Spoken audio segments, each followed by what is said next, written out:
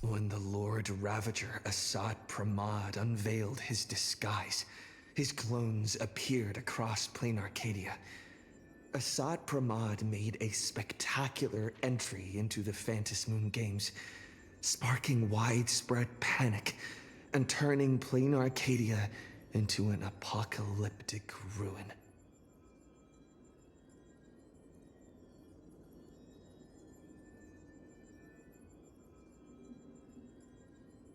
Meanwhile, Assad Pramad led Himiko into a painting that represented her past. Assad Pramad did this to seek out an answer. At the end of the blood-stained games 15 years ago, how did Himiko escape the weathering curse? And what was Aha's role in it all? Himiko's past was slowly revealed. She and Motoko, the Imagine who bore her wishes, struggled to ignite the Express and send it soaring into the sky. Though Aha offered no reward, they received a gift from a mysterious figure hidden within the shadow of the Phantasm Moon. Himiko and Motoko exchanged their destinies. Two girls made a promise to each other. When the Phantasm Moon was full again, the Express would return with companions and stories. With a desperate determination to get even closer to the stars, the Astral Express soared into the sky once more. 15 years later, Himiko had become the person she had once aspired to be. In this game between Assad Pramad and Himiko, Himiko left behind clues only the Express crew would comprehend, and revealed the true nature of Assad Pramad's abilities. As a Lord Ravager with power over possibilities, he had imaginated an apocalyptic ending, dooming everyone on the canvas of reality in Ahatopia. Yao Guang summoned the Spiritus Kalachakra Skyplume to battle Assad Pramad's countless created selves. By using the power of observation, she located Assad Pramad's true body and sunk into the gap between existence and non-existence. And so, the battle between the Express crew and Assad Pramad began. In the ensuing battle, the Express crew found themselves pushed to their limits against a Lord Ravager fighting at full strength. Fulfilling her promise as the navigator, Himiko stood before everyone, willing to sacrifice her life to protect their chance of escape. When all hope seemed lost, my desperate wish awakened the Stellaron. I chose to bring Himiko back, and with her, preserve the continuation of the Trailblaze. The Stellaron answered this phenomenal wish, sending me back to the moment before everything became irreversible, and allowing me to turn the tide of the battle. With the encouragement of the Express crew, Himiko channeled unprecedented wish power and confidence to imaginate something she had long been unable to materialize: the Mechatron Star Blazer. Assad Pramad's plan was foiled. Even in his moment of defeat, he arrogantly declared to me, "Flee." His plan stretched beyond victory and defeat. He had plotted for so long, and his plan was finally coming to fruition. The Veracity husk sealed for ages by the Phantom Moon Games was finally awakening.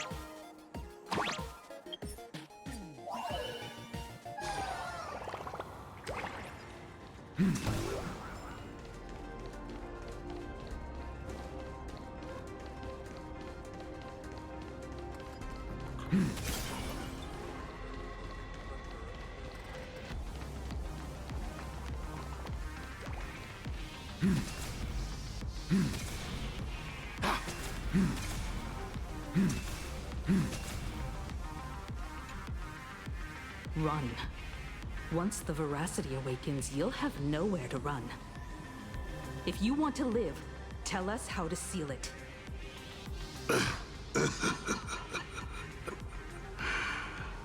It's too late.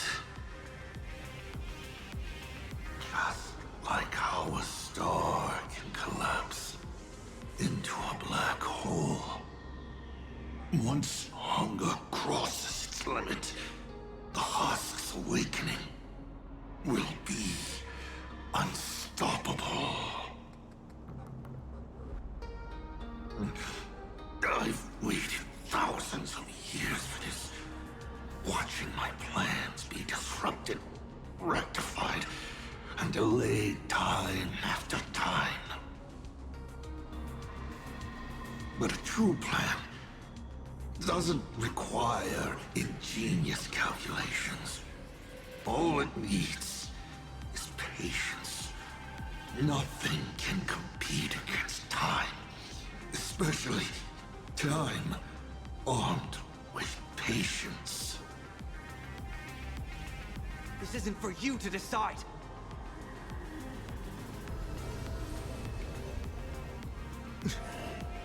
You've lost your mind.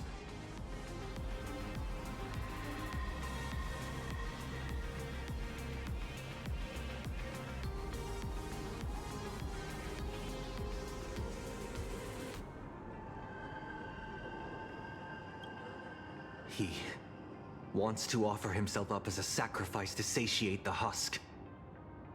Offer myself up? You flatter me. My plan was to offer you, and all the supplicants to the husk.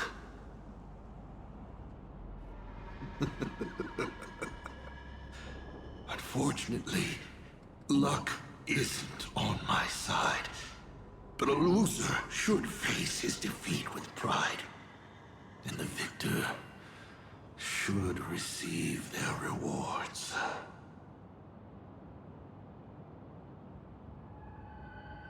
Take this treasure, young nameless. Consider it a token of recognition from a former navigator. Show it how you'll face the coming challenge. The fragments of the divine are due to feed.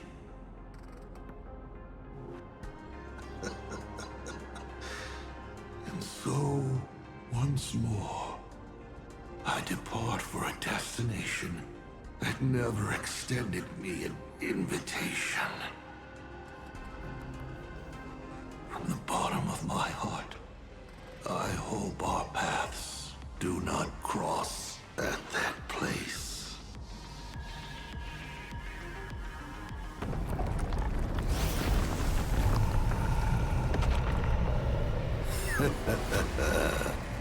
It's too late. The veracity has awakened. Now, run.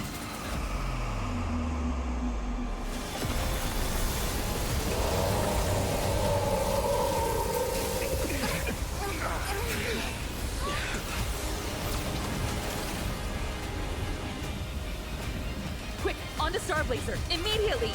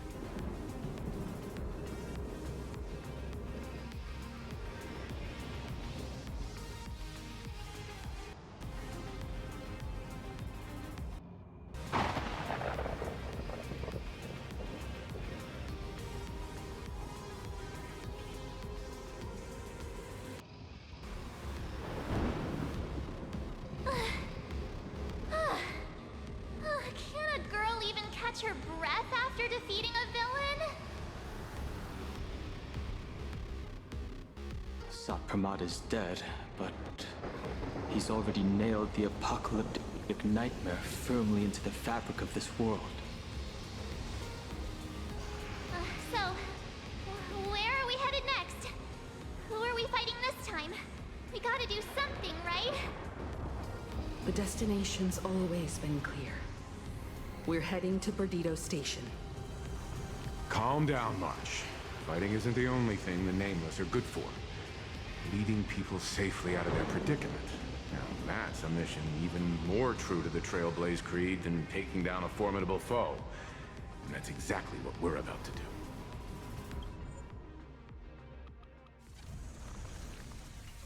Himeko.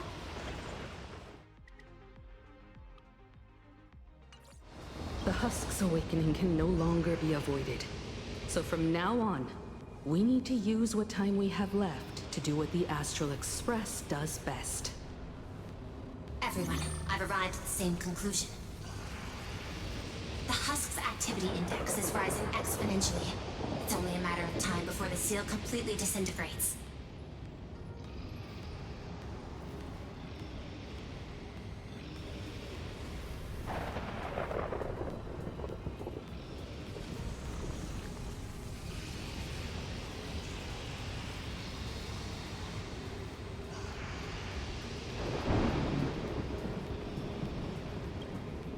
Data models indicate the seal's foundation has been thoroughly disrupted by Asat Pramad's power to manipulate possibility.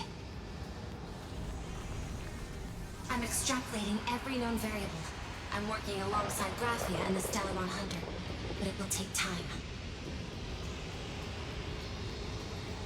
Based on signal strength alone, it is estimated the Veracity Husk, deep within Plane Arcadia, will break through its seal and tear open the world and canvas in 8 system hours.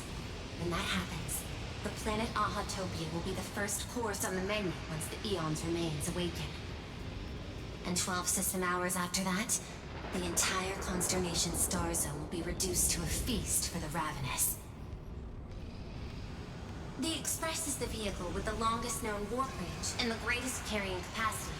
I've already given the order. Perdido Station will clear a priority lane for you. Please proceed to Perdido Station with all haste. Allow the refugees to board and leave Plain Arcadia. Understood. Better brace ourselves for the most packed ride the Express has ever seen.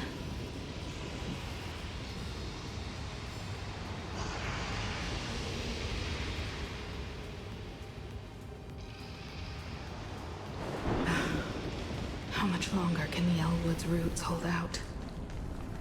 We're running out of time. We're saved! It's the Astral Express crew! What just happened? The whole place was shaking like crazy! The crisis isn't over yet! Hurry!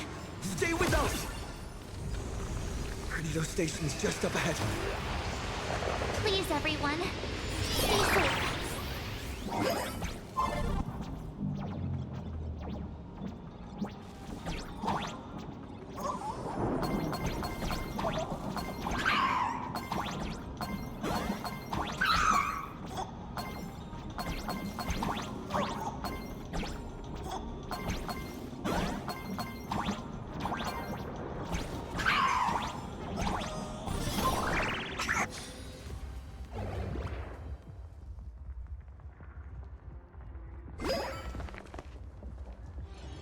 Beep boop! It's the president! Yay, this is great! While the Furbos and I were helping the security officers move supplies and keep order, I kept wondering when you'd come back. You really made it! Oh, no wonder you're the protagonist. Lucky as always. Oh, thank goodness! I thought the president had gone out in a blaze of glory!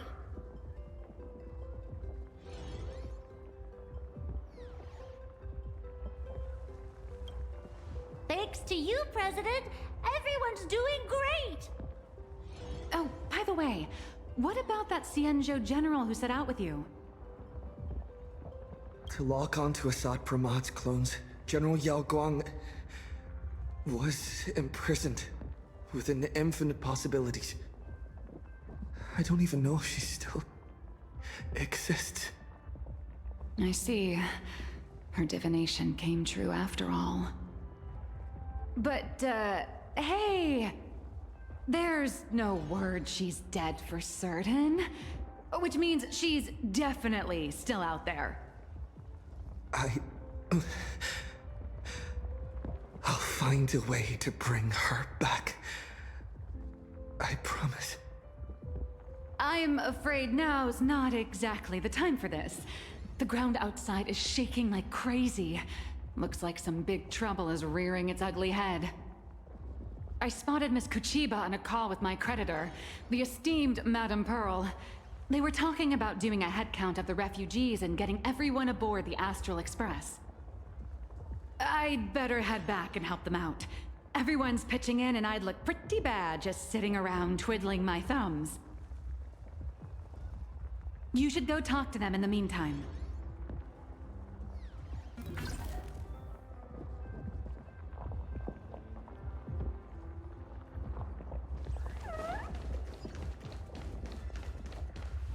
Madam Pearl, I have to ask.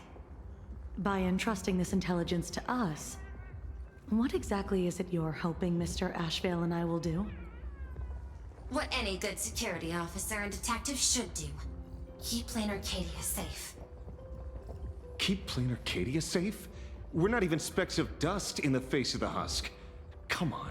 This is way beyond anything a security officer and a detective should be dealing with. This isn't where your battle lies. I'll request that the Astral Express take you to Astropolis. You've arrived 3 minutes ahead of schedule. A good omen.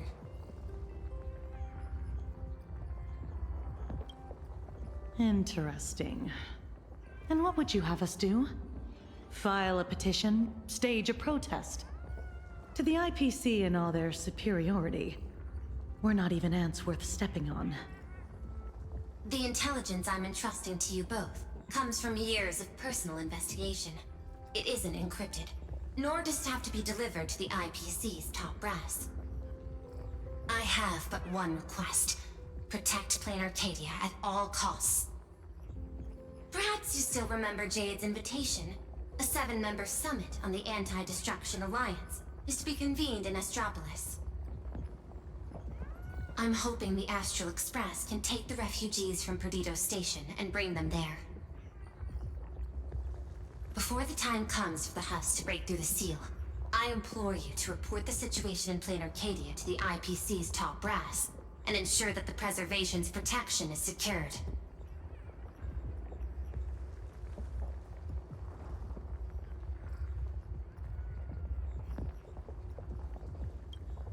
So it seems you're not sure how the IPC plans to handle the crisis in Plain Arcadia either.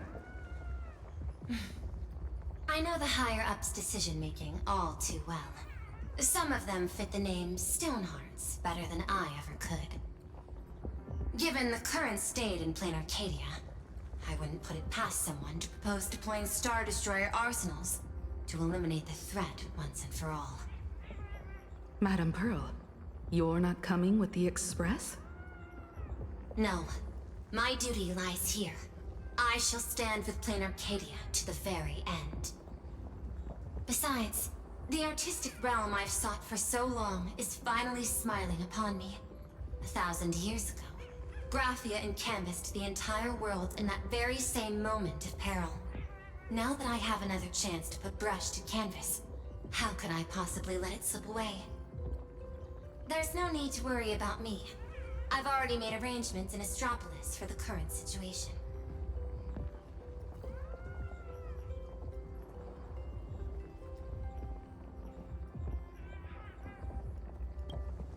I know. The Nameless have always been brave enough to linger in the direst of plights. Running away has never been your style. But that's exactly why I'm asking you to bear this decision. The one that's harder for you than any other. There is still hope. So long as even a single stroke remains to be drawn upon the blank spaces of Fate's canvas, the masterpiece that is Plain Arcadia will not be lost. And the Phantasmoon Games are far from over. No matter how dire things get, we shall find it in ourselves to smile. For this is a ceremony meant to bring joy and miracles to the world. Yes. There's still hope. Madam Pearl, I once said that the Trailblaze would serve as the sail for the Anti-Destruction Alliance. And so, in times of fierce winds and rough seas, that's precisely when a sail must do its part. Next, it's time for the Astral Express's War Council.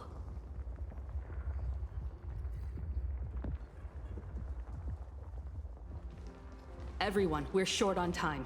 Refugees are gathering at Perdido Station, and we need to get them aboard the Express as quickly as possible. March, Sunday. I'm counting on you two for this. You got it. Leave it to me. I won't leave a single person behind.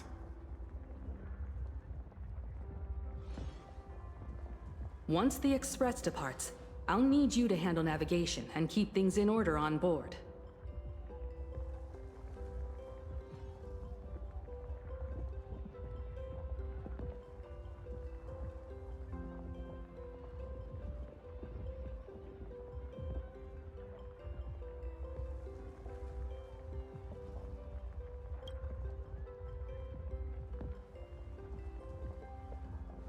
Haven't you been doing a great job this whole time?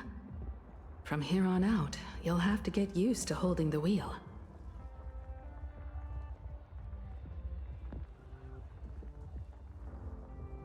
As for me, I'm the one who set out from this place, and the one who's come back.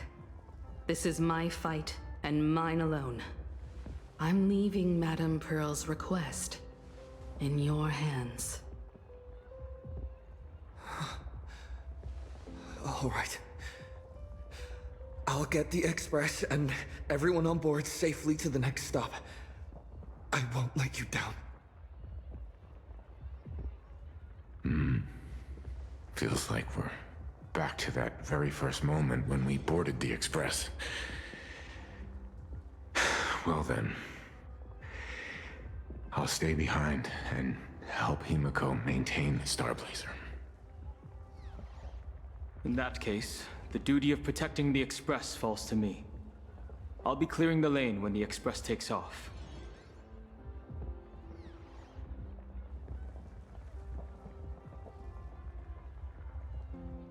One last thing before we depart. Sunday, I have a gift for you.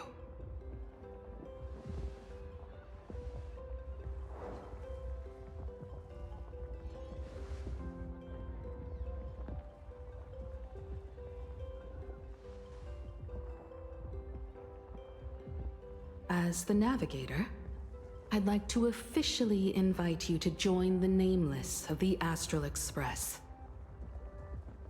You could have left at any time, but thank you for staying with us all the way here.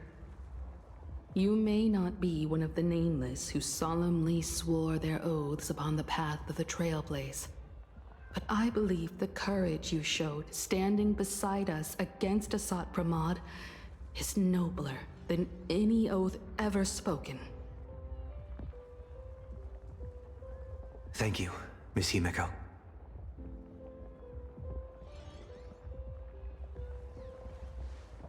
Though Plain Arcadia was not the place I sought, I still believe that somewhere at the end of the road I have yet to walk, there exists something more enduring, something truly worthy of being called an Arcadia. To that end, I'm willing to walk this path with you all, to witness it, and to see it through to the future that awaits us. Everyone, from this moment onward, we each march toward our own battlefields and fight for the survival of this world. But this is no farewell. I won't say goodbye to any of you. Not while we're still walking the same path. This journey leads us starward.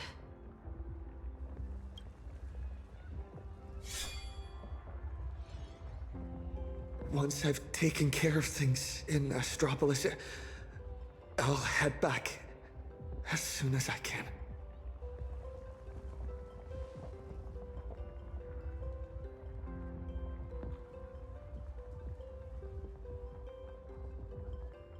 Attention, all evacuees at the Perdido station. Please form an orderly line and board the Astral Express for immediate transport to Astropolis. I repeat, please form an orderly line and board the Astral Express for immediate transport to Astropolis. There's still... Senior? I heard the Express is heading for Astropolis. I've decided to stay. But Plain Arcadia is way more dangerous now than it was before. I know. I'm just an actor who plays a hero. I don't have the kind of powers you all do.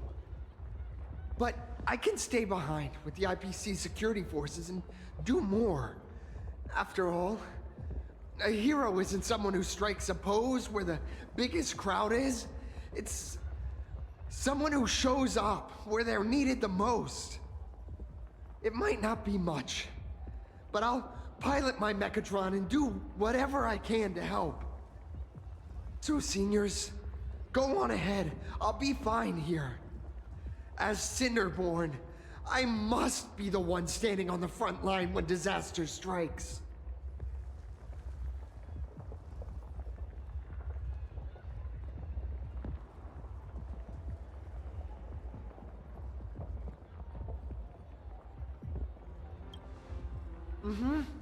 I sure will. You guys all stay safe too. Attention all passengers. The Astral Express will be departing in 10 minutes. Please board without delay.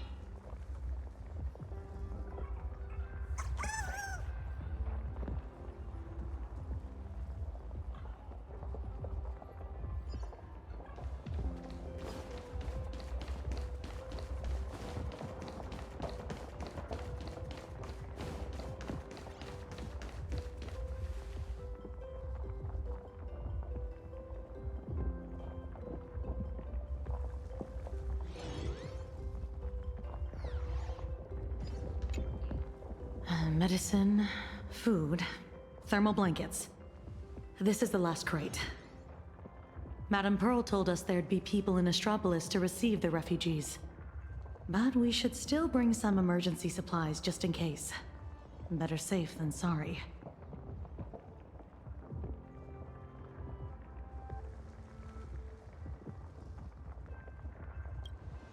The Marketing Development Department and the Technology Department left behind one hell of a mess before she took over this world. And she wants to hand over every last shred of evidence she's gathered over the years to us, so we can deliver it right under the IPC's nose. Ugh, never thought I'd end up moonlighting as a delivery man at the end of the day. Well, it's not too far off from the Galaxy Ranger playbook, delivering evidence of the bad guys' crimes right to their doorstep, gift-wrapped with a few bullets. Based on what I know about the IPC and how they operate, she's basically handed us a hot potato. Cross-world law enforcement. That's a bit beyond the scope of anyone's jurisdiction. But judging by the look on your face, I'd say this isn't much of a hot potato at all. More like a ripe, sweet fruit just waiting to be picked. Everyone, the Express is ready for departure. Please bring the remaining supplies and the last of the evacuees aboard as soon as possible. We need to depart immediately. Attention all passengers! The Astral Express will be departing in 5 minutes! Please board without delay!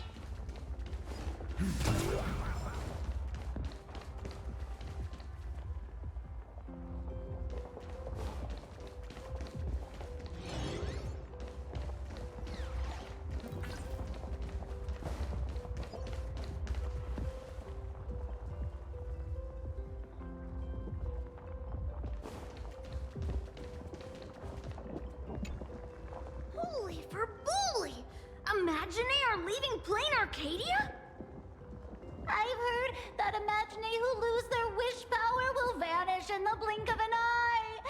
Like takeout left outside Mr. Detective's door. God, without a trace. Don't be silly. Your cuteness will definitely get tons of attention wherever you go.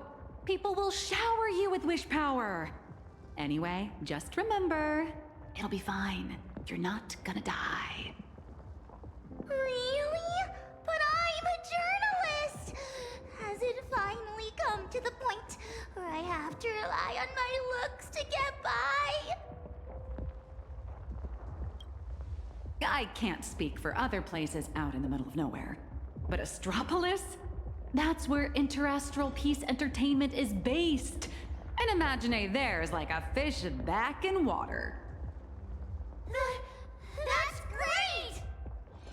We're running out of time, so hop on board, everyone. Mr. Shush has got hot drinks waiting for you all. You'll be safe and sound once you're on the Express.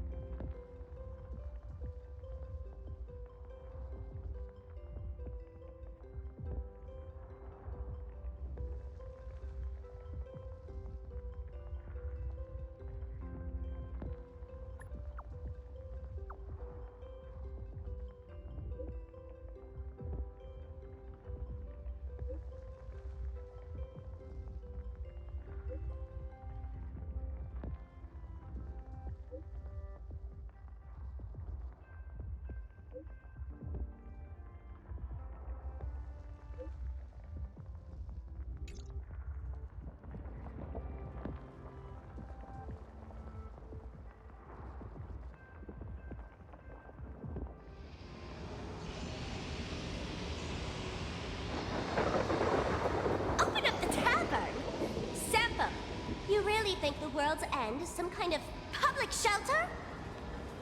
I know. Ever since the tavern was first established, it's only ever had one rule. No entry for anyone but fools. If we just throw the door to the hidden world wide open for anyone, people are gonna be pointing fingers at us. But I Old Simpo, look at this flock of lost sheep with nowhere to go, and I gotta say, my heart's aflutter. End of the world survival. Now that's a market with some serious profit potential. Sampo, you ought to stitch yourself a mask out of credits. If you've got a soft spot for them, just admit it. So, it appears our beautiful and kind-hearted Miss Sparksy has some sort of compromise in mind? Rules may be set in stone, but a fool is anything but. Tavern business cards, special edition. Every single one is laced with my Sparksy virus. Just scatter them around, and whoever picks one up will get a Sparksicle mask. Brilliant! That basically means everyone's a masked fool from now on. Well, leave it to me to open the door. Good luck out there. Alrighty, my dear little Sparks heads, quit moping around. Pull yourselves together and get ready for the next party. An even bigger bash, the Doomsday Sparksicon! Everyone's a guest here. Grab a mask if you feel like it. As for surviving the chaos in this tavern, well, it all comes down to how wild a ride they're willing to have. What's the deal with these people?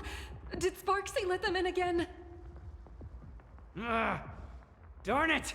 Sampo, who told you to open the tavern door to these regular people? Easy there, young fool. Around here we extend a little grace and a little courtesy to anyone wearing. Besides, I won't be sticking around here for long. Old Simpo will be taking them somewhere safe. Let old Sampo think for a second here. Where should our Doomsday Tour group take our new friends for a little sightseeing? Lushaka? Oh, these old legs can't afford to get rheumatism on top of everything else. Planet Screwlum? Those Intellitrons are way too cold. Wait, cold? Haha, I got it. Stick with moi, everyone, for only 10 credits each. I'll take you somewhere with absolutely gorgeous scenery. The Bellabog Tour Group is officially open for business. Huh. The masked fools are pretty impressive when they actually get their act together. Guess I better pick up the pace too. Attention all passengers! The Astral Express will be departing in 3 minutes! Please board without delay! Time to get going.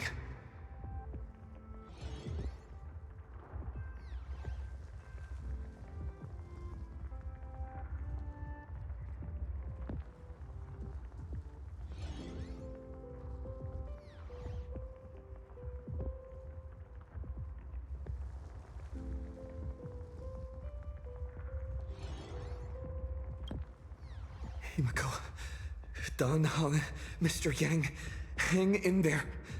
I'll be back to help as soon as I can. No matter how many obstacles lie ahead, no matter how many solutions I must try, I will win the support we need, bring the Preservation's aid to this place, and put an end to the threat of the Veracity. We believe in you. Don't worry about us. We're counting on you now. We'll hold out until the moment you return with good news. No navigator is born knowing where the destination lies.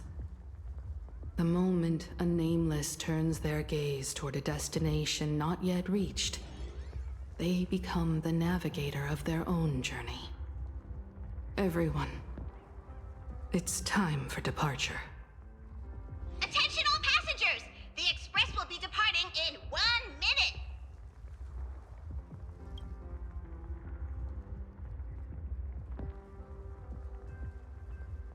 The express is about to make the jump! The express is about to make the jump! Please be seated and hold on!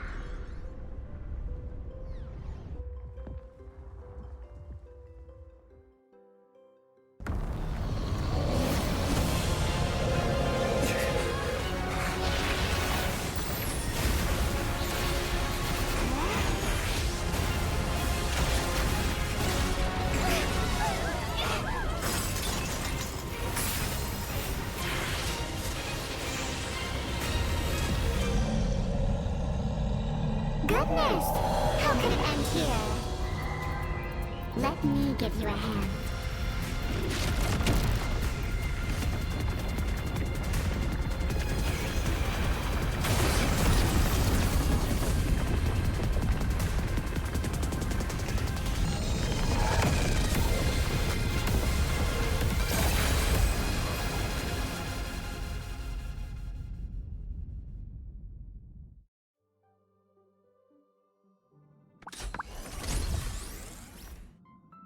Express system diagnostics in progress. All passengers, please remain calm and stay where you are.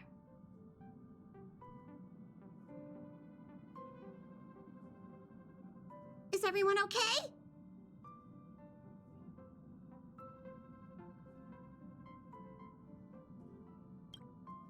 For a moment, I thought I was a goner back there.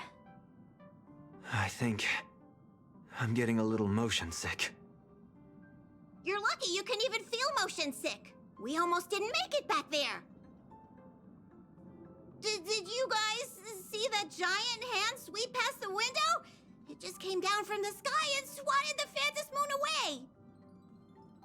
I wasn't paying attention to that. All I saw was Dan Heng and Miss Himeko fighting to clear a path for us. Conductor, what about things over in Plain Arcadia? Is everything okay? Relax. So long as no one's in a rush to charge head first into the beast's maw, your friends still have time to hold their own against the husk. What's going on? Who's talking?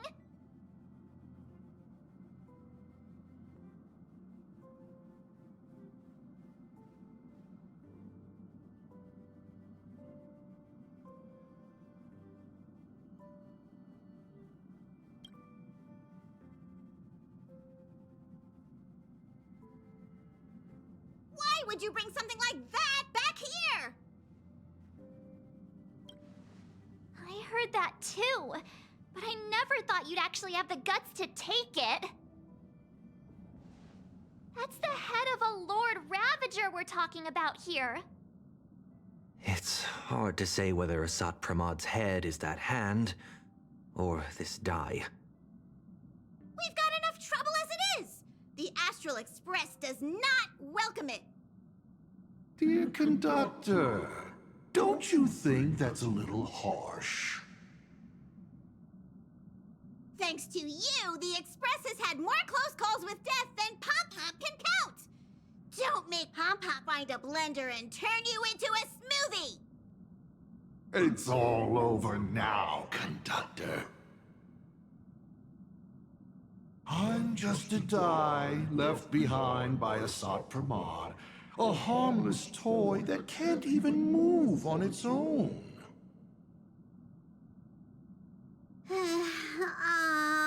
I see. How did things end up like this? Life is full of surprises, I suppose. Sorry for all the trouble I've caused you. To make up for everything I've caused the Express, how about I go back to my old line of work as IC? You might think of me as a little teaching tool. Whenever the young Trailblazer needs some tempering, or craves a little excitement on a dull stretch of the journey, just toss me up in the air. Just as I always have, I'll bring you a one-of-a-kind trial of probability. After all, learning to stay true to your path amidst chaos and the unexpected, that's one of the most important lessons for the Nameless, isn't it? Roll a 1, and I'll generate astral charts plotting a course straight to the Antimatter Legion's Warforge.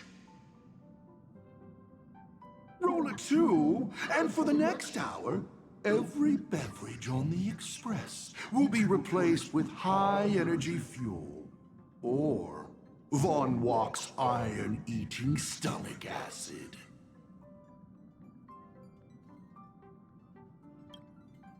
Please, just find a rag and wrap it up.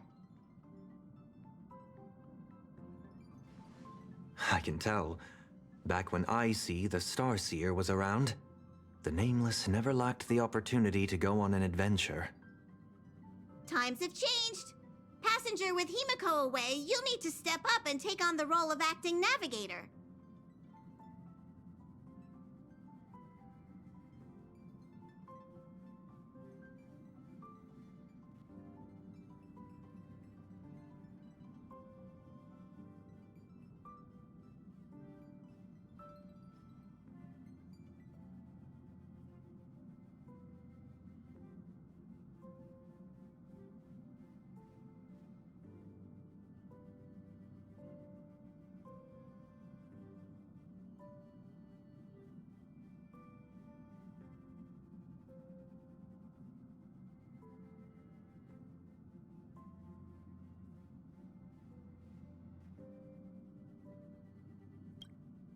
That'd be good. Calibrating the warp jump to Astropolis is gonna take a little more time. Why don't you head to the party car and check in on everyone? Those passengers who just escaped must still have their hearts in their mouths. Go bring them a hot drink and say a few comforting words. Let them know that now they're aboard the Express, everything's going to be okay. Leave it to us, conductor.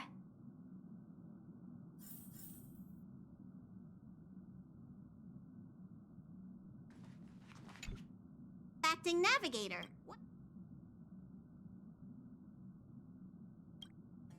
The Icy of old was a navigator who'd patiently listen to everyone's opinions, one who believed the journey itself mattered more than the destination. He always managed to take the Express on routes that led to the strangest worlds, and somehow he always managed to drag us into the most terrifying trouble, too. When Akavili fell, those were the darkest days for the Express. The star rail dimmed, supplies were cut off, and many people left. But he stayed and even mentored reliable successors like Falcon Amundsen. How did he end up like this?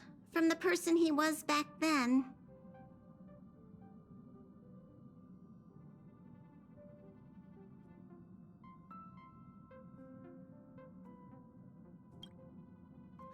It's a curio he's kept on him since long before he became a navigator. He says the die was a blessing from Aha, capable of toying with probability on a whim. Icy always liked to roll the die before deciding on a route. And wherever it landed, it never failed to bring us unexpected luck and misfortune. Pom-Pom still remembered this one time when the die sent the Express straight into a graveyard of anti-organic vanguards left over from the Emperor's war period. Nearly got everyone on board wiped out. Luckily, Falcon rolled a big number and all those ghost vanguards wandering around just shut down on the spot. Even though Icy always said misfortune tempers the nameless, everyone's blood pressure still went up and down right along with that die. That thing is way too dangerous. You gotta be careful with it.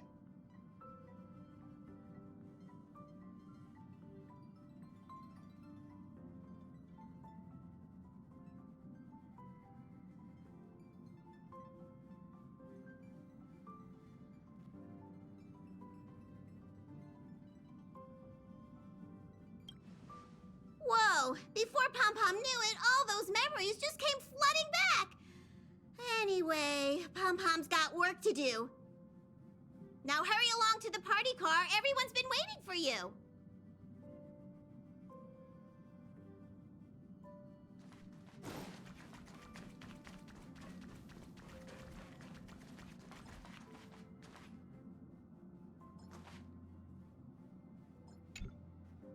Himiko? Dunhung? Mr. Yang, come in. Please respond. Does anyone copy? Why is the signal still so bad?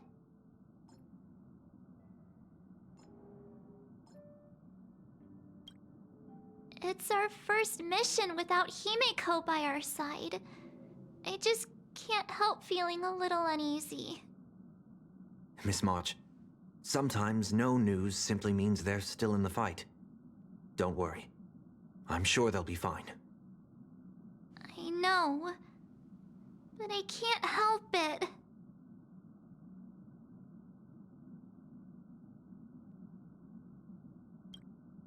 For the time being, the only thing we can do is get to Astropolis. The sooner, the better. The sooner we finish what Pearl asked of us, the sooner we can get back and reinforce them. Yeah, you're right. Standing around worrying isn't gonna do any good. Come on, let's go check on everyone in the car. And then, full speed ahead to Astropolis. I'll accompany you.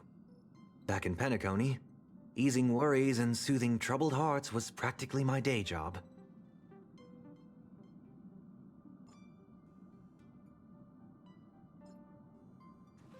March, Sunday, time to head over to the party car and check on the refugees.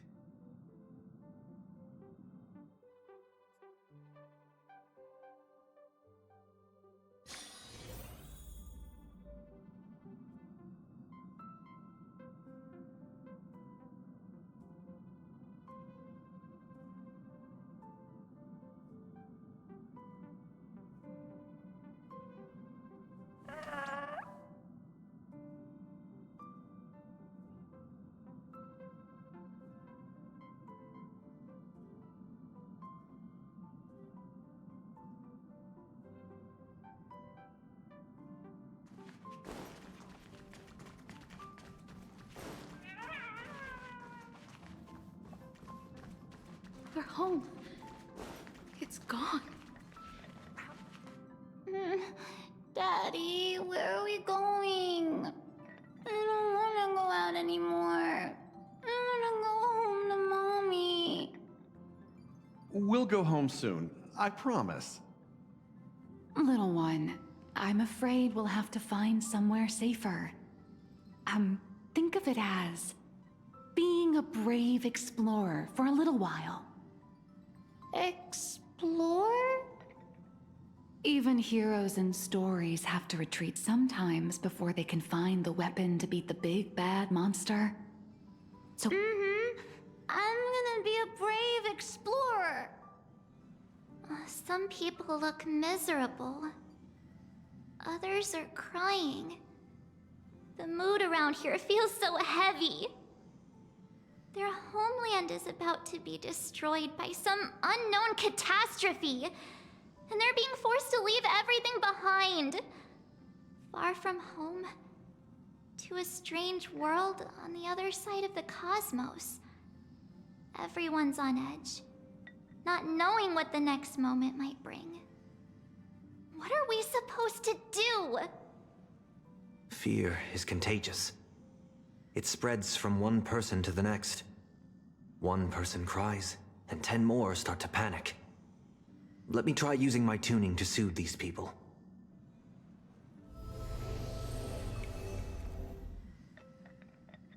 Strange. I can't sense their feelings anymore. The power bestowed upon me by the Mask of Elation. It's gone. Is it because we're outside of plain Arcadia now? you got this, protagonist. Tuning might relieve them from panic for a while, but it won't help them see the situation for what it really is. These people don't need some lofty, out-of-reach promise. All we need to give them is a clear, safe next step.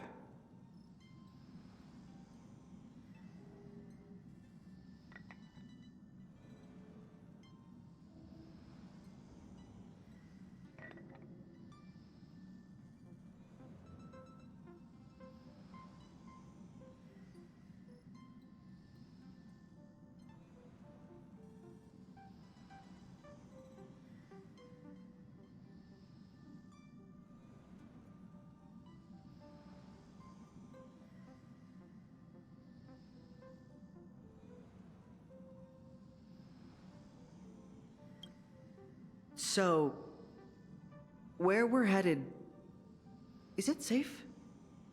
I know how it feels to be uprooted from your homeland on such short notice, heading to a world you've never seen. It's only natural for people to feel scared.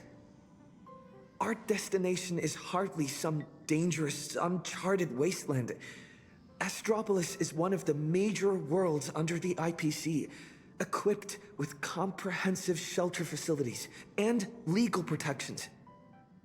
Not only will everyone be safe there, but you'll also be provided with temporary housing and living supplies. Once the crisis in Plain Arcadia has been resolved, the IPC will arrange for each one of you to be returned home. Really?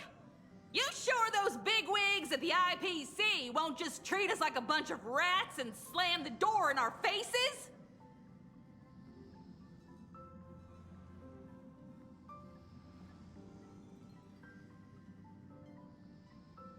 Everyone, our friend here has some serious connections with the bigwigs in the Strategic Investment Department.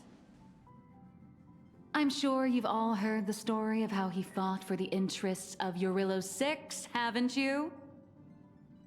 When the time comes, you'll have to schmooze Jade for us.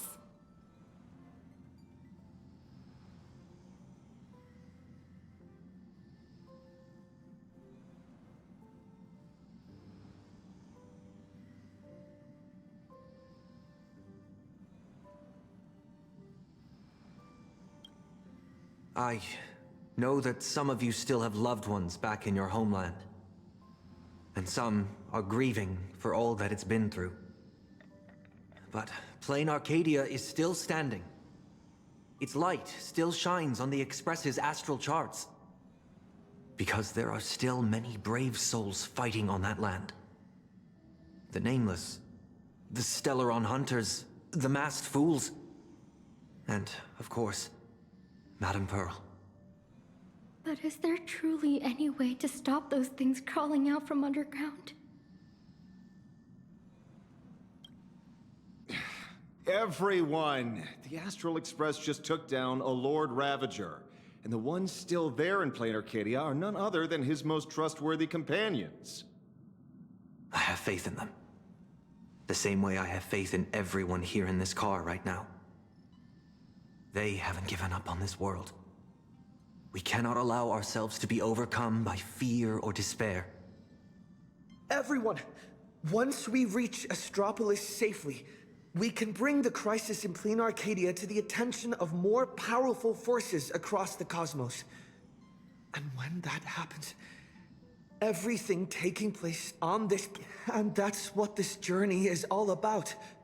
Carrying the spark of hope out there for those fighting the good fight. Astropolis. I've heard of that place. It should... The Trailblazer's straight. He wouldn't lie to us. We need to get the children out. The Astral Express. We're definitely trying to help. Nice work. Now that the tide of panic has receded, everyone's got, well, a solid rock to stand on, to say the least.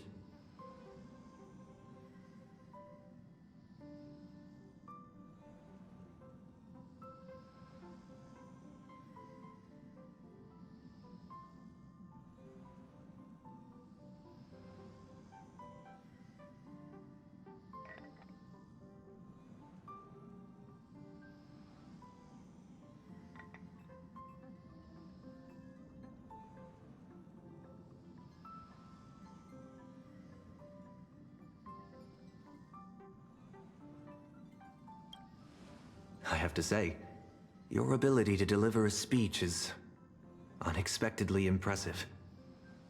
In any case, we can deal with whatever trouble the future throws at us after we get to Astropolis. Attention, everyone. Calibration is complete. The Express will be warping to Astropolis shortly. For your safety, please find the nearest seat and buckle up. Sounds like the conductor's all set. Let's grab a seat.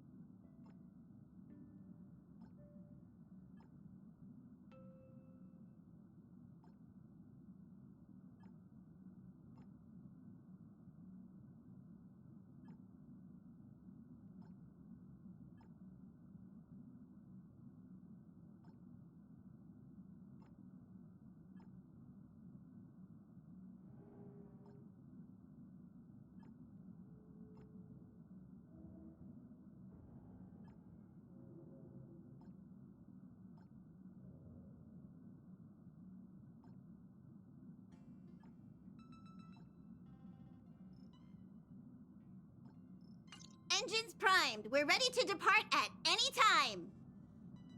Himiko, Danhong, Mr. Yang, please hang in there and stay safe. You have to wait for me.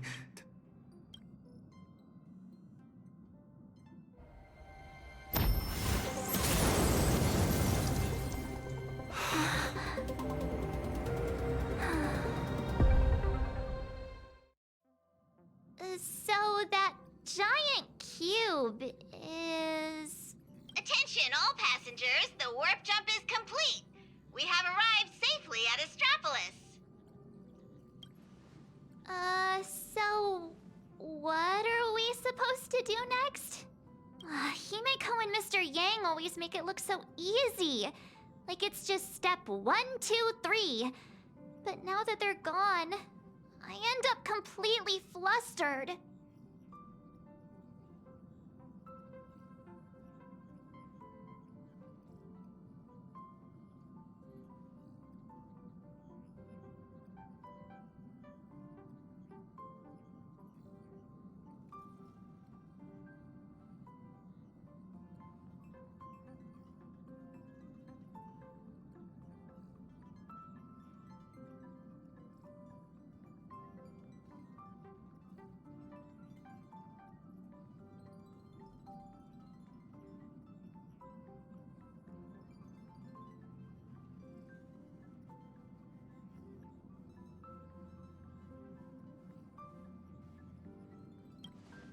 As per tradition, every time the Express makes a stop, we Nameless gather first to decide on our next course of action.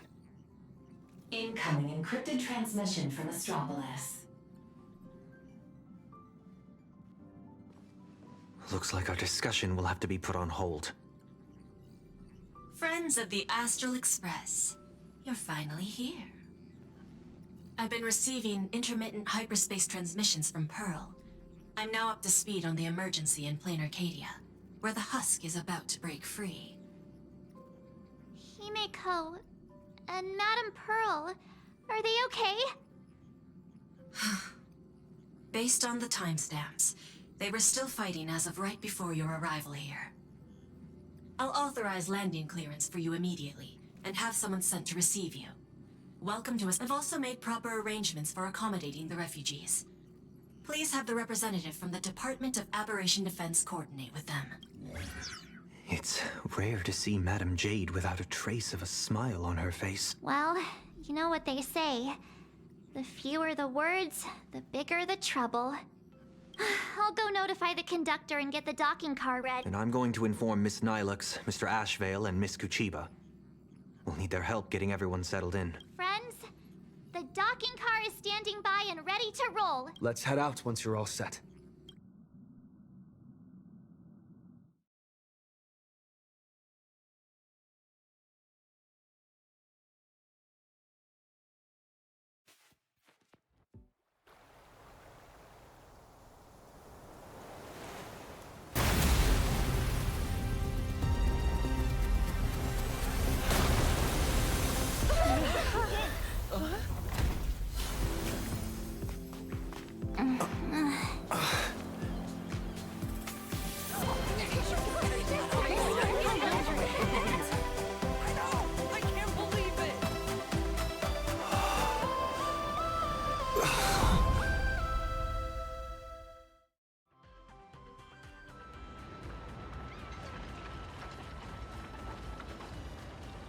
So, this is Astropolis?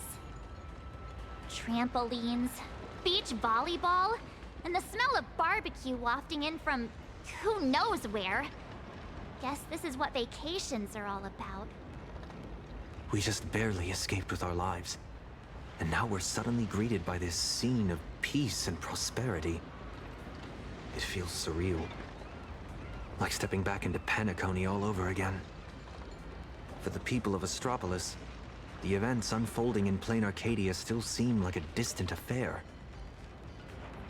It's hard to imagine what will go through their heads when they hear the news of the Veracity Husk's revival. From what I know, even if the news spread far and wide, Most people in Astropolis would carry on surfing, sipping coffee, and dining on elegantly plated meals at open-air restaurants without batting an eye. After all, this is the vacation resort for IPC executives. Once people get parasitized by a certain kind of power, they always have this delusion that the fire will never burn its way to them. The refugees on the Express can't just sit around twiddling their thumbs. We need to report this to the Astropolis authorities ASAP. Just leave that to Mr. Ashvale and me.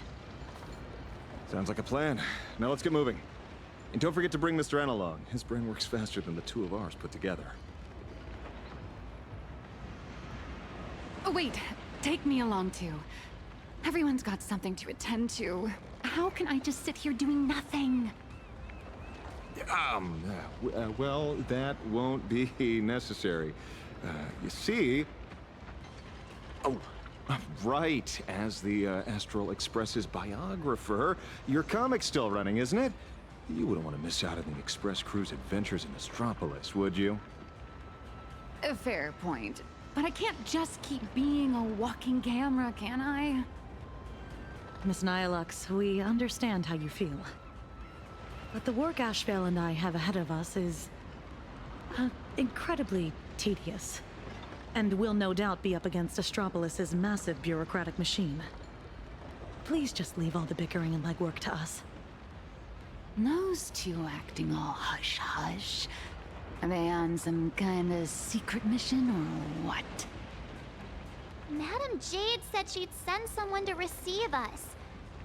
So, where's the guy? Hey! Hello! I've been waving forever and you didn't even notice me. It's me, your avian buddy Albert. Did you guys see that? One of the cars just came flying out like a surfboard. Who are these people?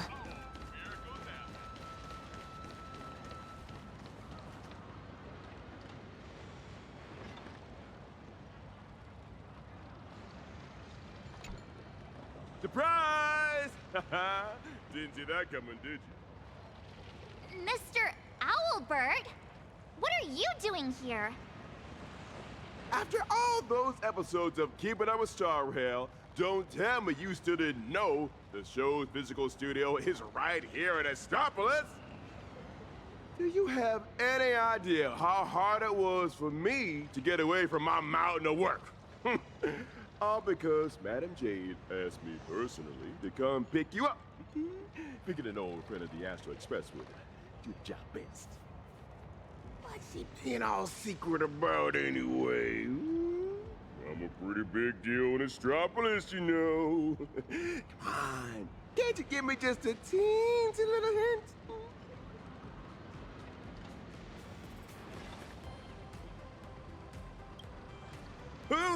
Hoo.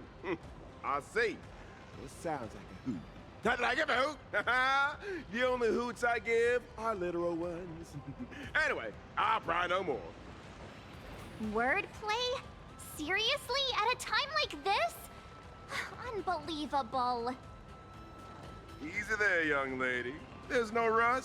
Just follow me. We'll cut through the Kenner Seaside Park, and Madam Jade will be waiting for you somewhere a little more convenient. In the meantime, allow me to give you a grand tour of the city of converging stars along the way. Its sights, its culture, the whole shebang. Shall we?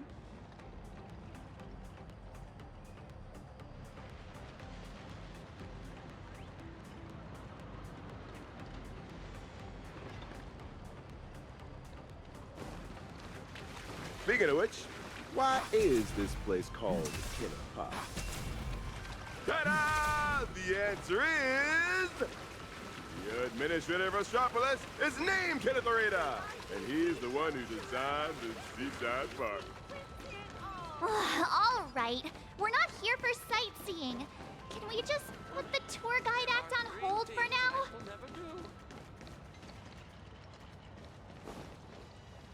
Here we are. Just head up this way.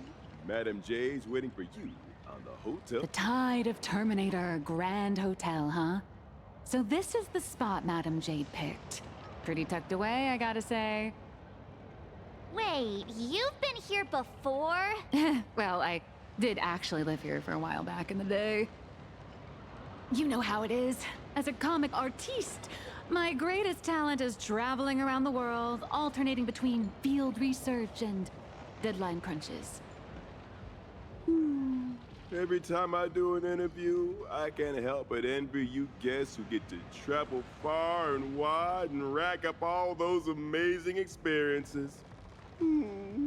Sadly, work is like an invisible birdcage that I just can't seem to get away from.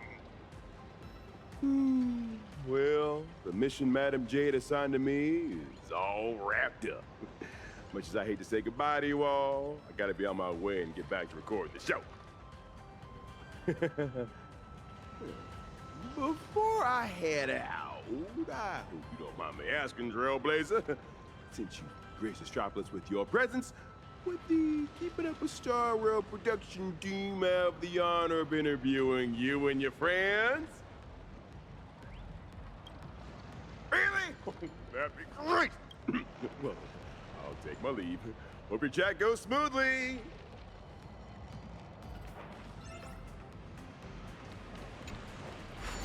Wait, why is interplanar jump here in Astropolis too?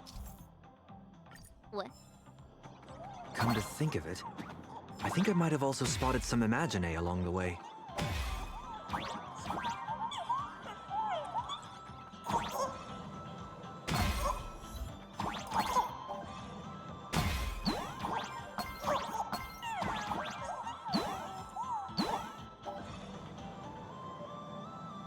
Spacesuits?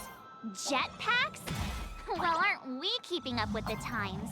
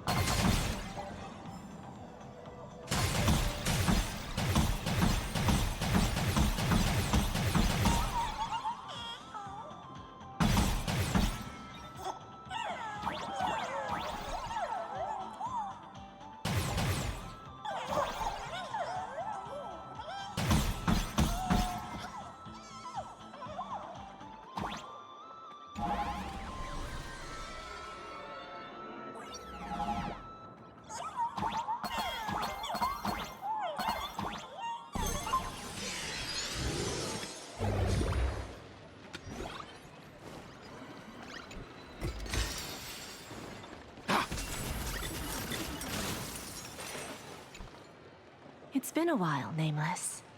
And Mr. Sunday. Sunday is also an official member of the Express now.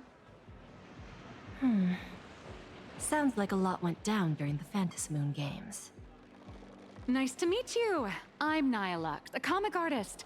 You must be Madam Jade. I've heard so much about you. Is that so? You look familiar. Oh, not surprising at all. I'm sure you must have read my masterpiece, Fluffy Across the Blue. Either that or you've seen one of my on-camera interviews. Someone help! Please get Miss Blurry and her zero boundaries energy out of here! The Fluffy.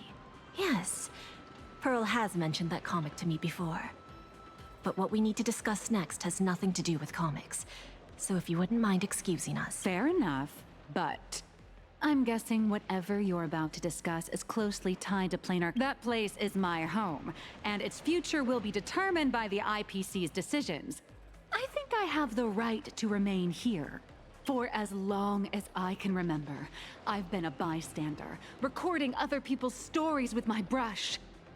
But this time, my sketches, my home, they're all part of that world that's falling apart. Please, don't make me beg.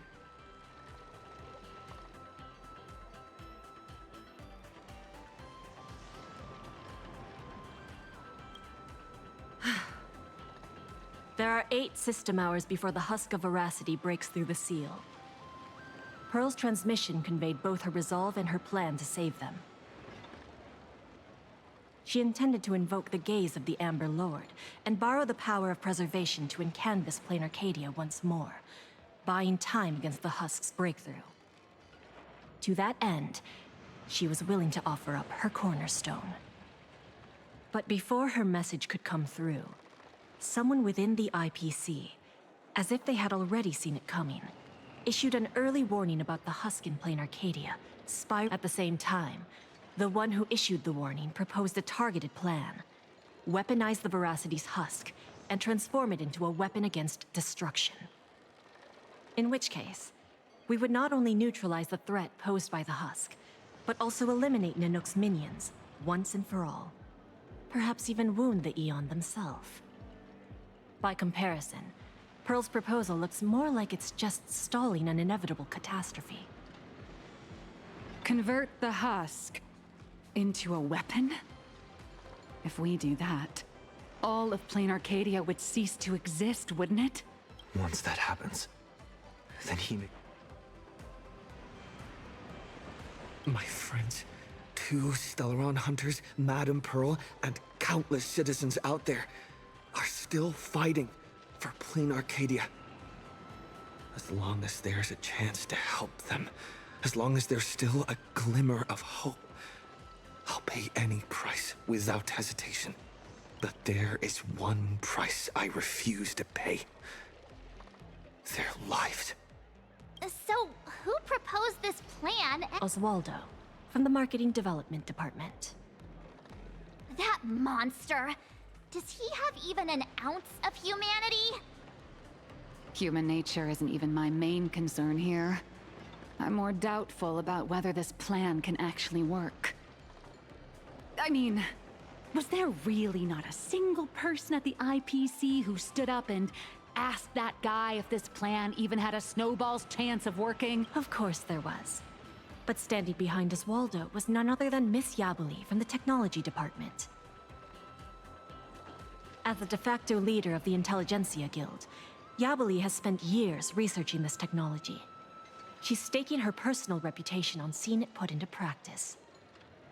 I assume you noticed the presence of Imagine on your journey here. Well, yeah, but what does that have to do with what we're talking about? They're not visitors who migrated from Plain Arcadia, but homegrown products of Astropolis itself. I've heard that the birth of Imagine is closely tied to the unique properties of Ahatopia. Could it be that Ms. Yabuli really has gotten her hands on some earth-shattering secret? It's hard to say, but there's no doubt she's conducted extensive research into both the husk and imagenesis.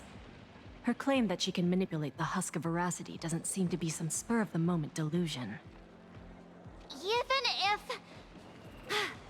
Even if she could harness the veracity, that's not exactly preservation, is it? Aren't you all followers of the Amber Lord? Little girl, the IPC indeed walks the path of preservation. That much is true. But the IPC is made up of individuals, each with their own idea of what preservation actually means. Should the preservation be about protecting individual lives and homes? or safeguarding the prosperity and order of the universe as a whole. That's a debate the IPC has never stopped having. Compared to the Anti-Destruction Alliance strategy, which would require endless coalition building and diplomatic maneuvering, the proposal to weaponize the husk holds far more appeal. It offers a radical, efficient approach that would dramatically showcase the IPC's power, and the prospect of harnessing the fragments of a fallen eon. This alone was enough to send many a colleague of mine with a taste for grand narratives into a frenzy of eagerness. Grand indeed. But I fear that when the time comes, Yabali and Oswaldo may end up creating something far more terrifying than Nanook. From what I understand, no matter how many people support or oppose it, the proposal still has to be put to a vote by the heads of the IPC's 7 departments before it can be implemented. Aside from Oswaldo and Yabali, Taravan from the Building Material Logistics Department also cast a vote in favor. Oh, that gluttonous butterball. Can't say I'm surprised. Everyone who meets him wonders if he's got some kind of family ties to the Veracity. Wait a minute. Let me write down all these names and departments.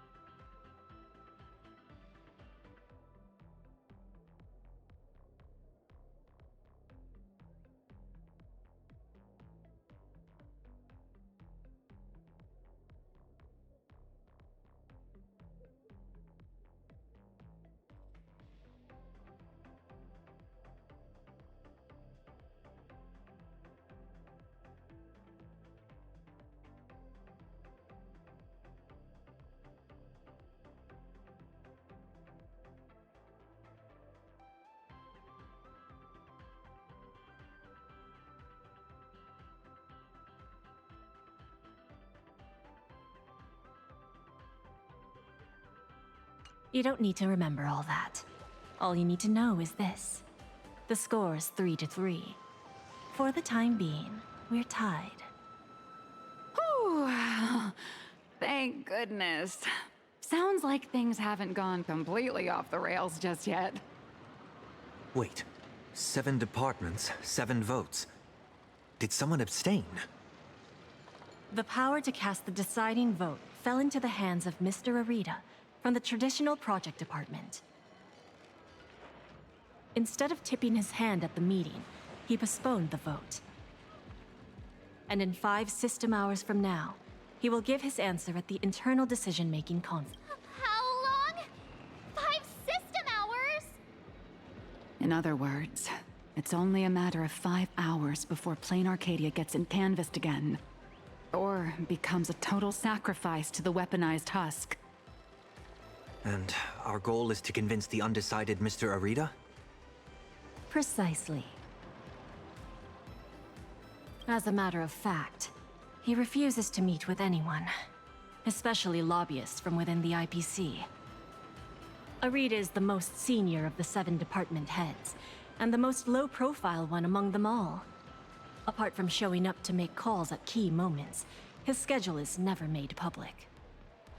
A big man like that prefers to call the shots from behind the scenes, not step into the spotlight to debate with his subordinates. Then what if it were the Nameless of the Express requesting an audience? Would there be even a sliver of a chance? It's a long shot, but I guess we could give it a try. I've already dispatched a team of field specialists to track down his movements today. I'm sure one of them will report back with a lead soon. I'll talk Arita around, no matter what it takes. The fate of billions is at stake, my friends' lives included. That's all the reason I need to keep fighting for this. I believe Madame Pearl shares the same conviction, and that is why she has my respect. But make no mistake. Just because I'm giving this everything I've got, doesn't mean I'm fully siding with the Strategic Investment Department. I refuse to let the fate of billions become a bargaining chip in the IPC's internal power struggles. I understand. I swear by my cornerstone that what I place upon the scales this time is my unconditional trust and support. You have my word, so please rest assured. To ensure you all have a proper base of operations, I'll arrange an office in Lodestar Tower, the central hub of Astropolis. You're welcome to convene there to discuss the matters ahead. Well then, I shall take my leave.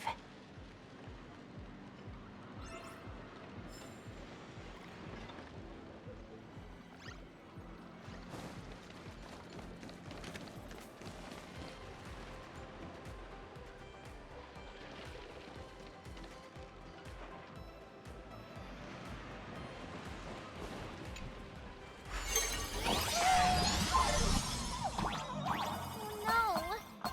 5 system hours? That's all there is to decide the fate of an entire world?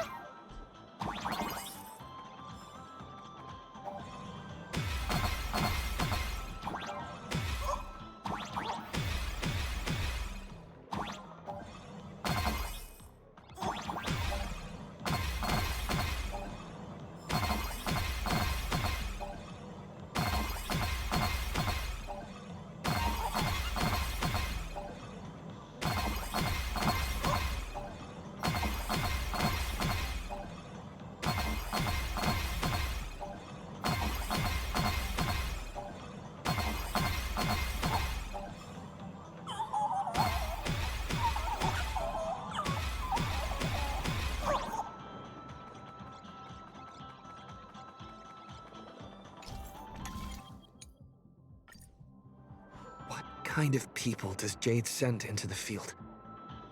Probably people who are good at...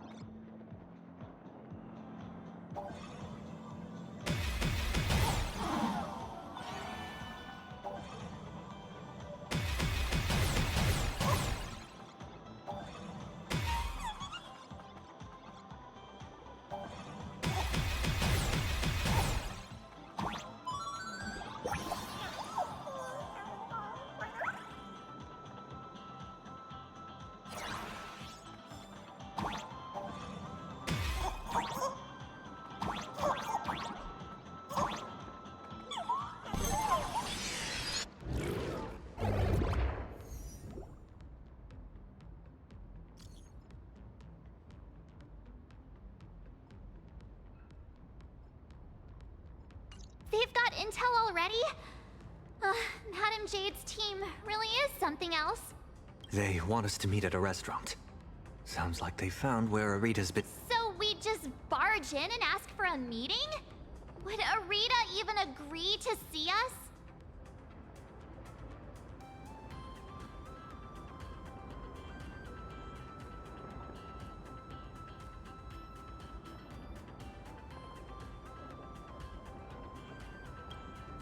It's not exactly ideal to show up with a crowd when requesting an audience with someone important.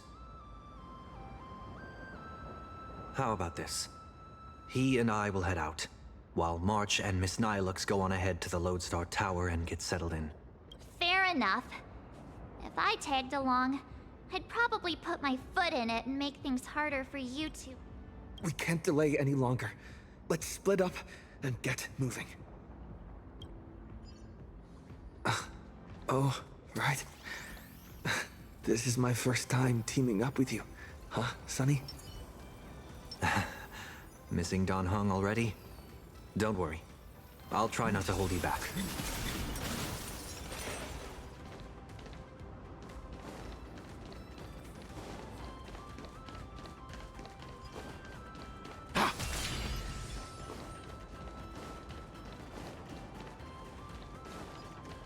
Is the meeting spot somewhere around here?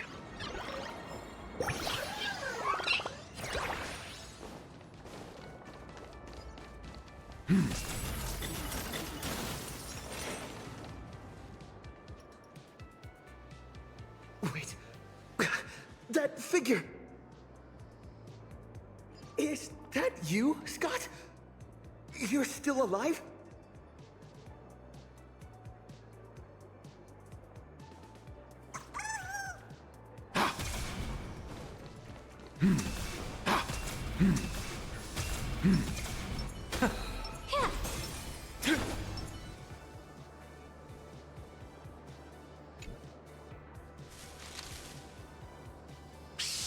Keep it down, for crying out loud. Can't you see I'm in the middle of a secret mission here?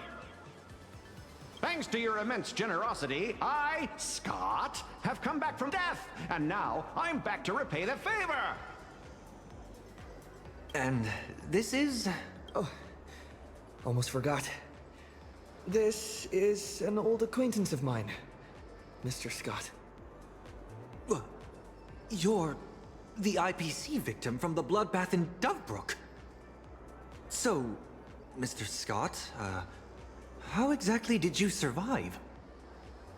Wasn't it all thanks to you screaming about getting revenge for me in front of everyone?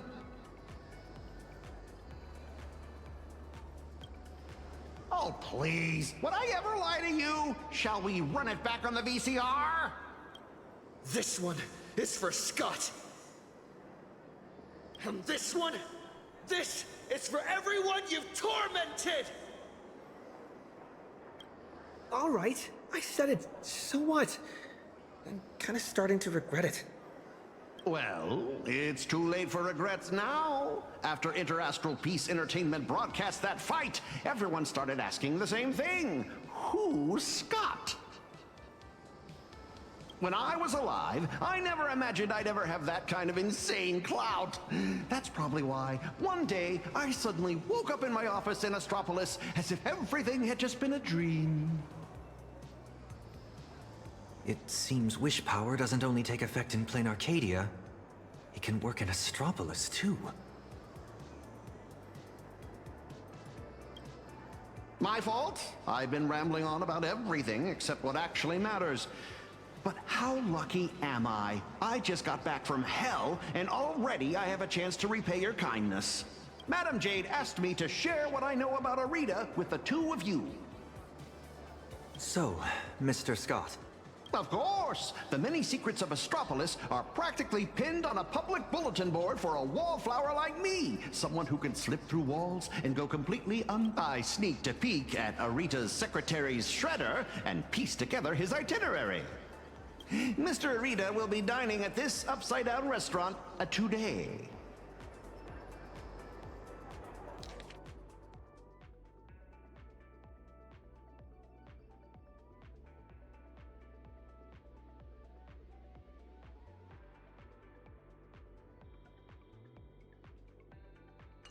In that case, what are we waiting for? Who would have thought your single act of kindness would transcend worlds and come to our aid? That was hardly some act of kindness. I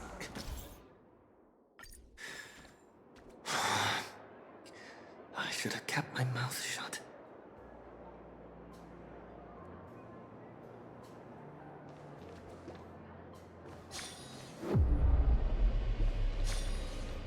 Right this way, if you will. An anti-gravity corridor? It feels like I'm back in a Penaconian dream. Do you like to purchase the... Even back when I was still alive, a place like this was a rare splurge for me. A restaurant that truly lives up to its name. The view here is quite spectacular. In Penacony, whenever the stock market fluctuates, plenty of people will head up to high places for a little mental recalibration. Does Astropolis share the same custom? A bigwig like him is definitely dining in some secluded private room, probably surrounded by bodyguards too. Let me go scout ahead for you. Wait here.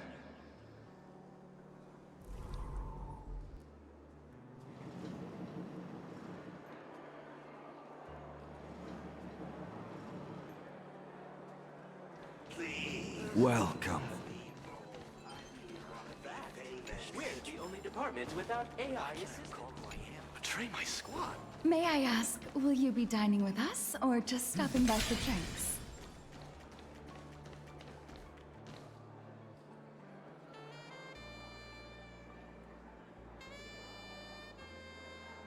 Betray my squad.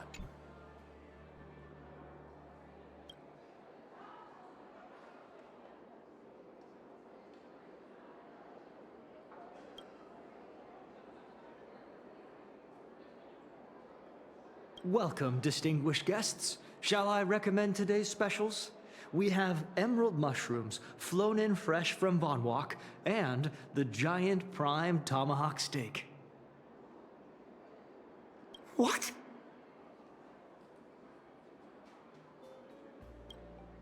We're waiting for someone. Just 2 waters, thanks.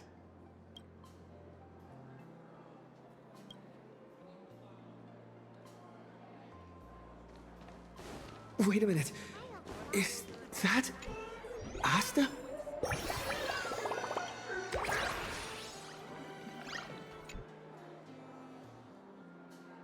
Oh my, is that you?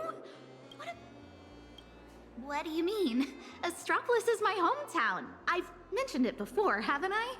Quite a few people in my family work for the IPC. I racked up a bunch of vacation days at the space station, so I figured I'd use them and come home for a visit. Plus, it gives me a chance to handle some, collaborative matters on behalf of Madame Herta. What about you guys? Here for a meeting with the IPC? Or on vacation? More or less. We've got some urgent business to take care of. Ah, then I won't keep you any longer. But if you need anything at all, like booking a table, arranging a visit to the Cloud Peak level of Lodestar Tower, anything like that, just let me know. After all, sometimes connections get you further than regulations on IPC turf. Good luck out there! Where'd Scott run off to? What's taking so long? Let's go check on him. Strange. They're on...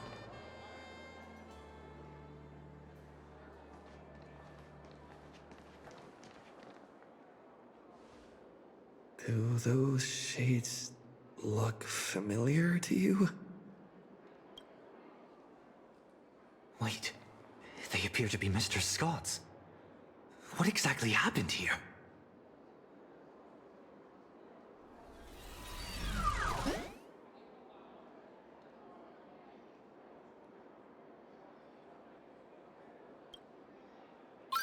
Mr. Taravan has concluded his meal.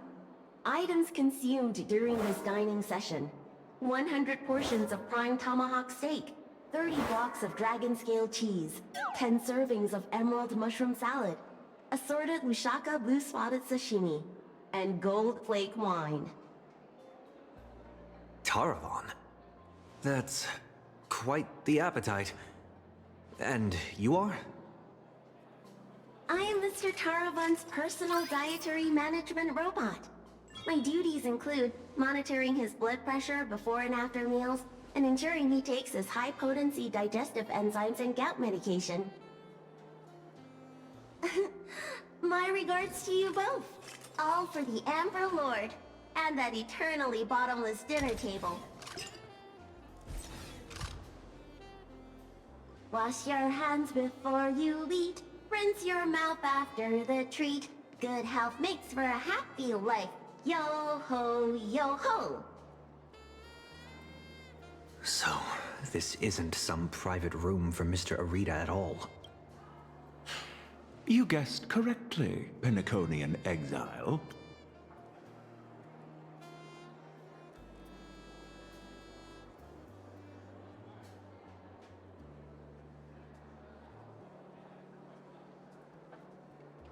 Please don't blame your poor ghost friend. His idea of stealth isn't nearly as impressive as he thinks, and neither is his brain.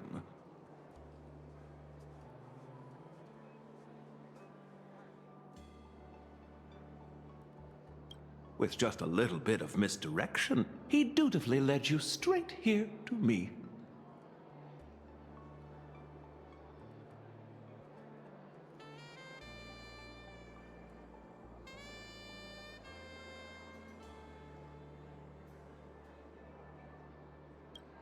Of course, I wouldn't be so bold as to let you disturb Mr. Taravan's meal without permission.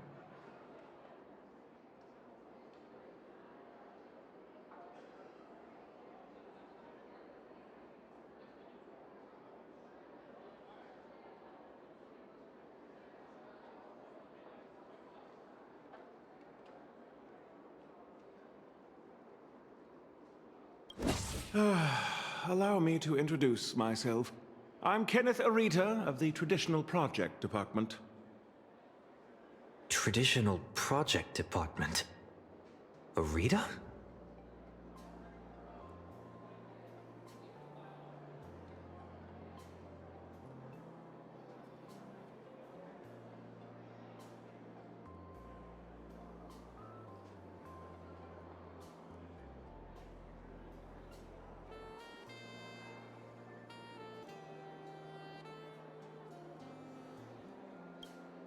How could that be? I'm merely an adopted son, fortunate enough to bear the old gentleman's family name. If you think of all of Astropolis as one big sprawling family, then I'd be the butler of the household. And a butler's job is to know everything that goes on within the estate, down to the smallest detail, and to ensure no pests ever find their way inside to threaten the family's interests. I heard that the Astral Express had arrived in Astropolis, 3 nameless bringing a flock of refugees to beg for aid. Curiosity got the better of me, so I decided to come and take a look. And the result turns out to be disappointing. I'm sorry. There must have been some misunderstanding between us. Mr. Kenneth, we have an extremely urgent matter, and would like to request an audience with Mr. Arita. Mr. Arita has already made his position clear to everyone. No lobbyists. The lady from the Strategic Investment Department behind your visit should know that all too well. My father taught me that at the heart of every deal lies one thing: respect. But that lady showed no regard for Mr. Arita's wishes, sending bumbling spies and reckless lobbyists. Her actions were utterly devoid of respect.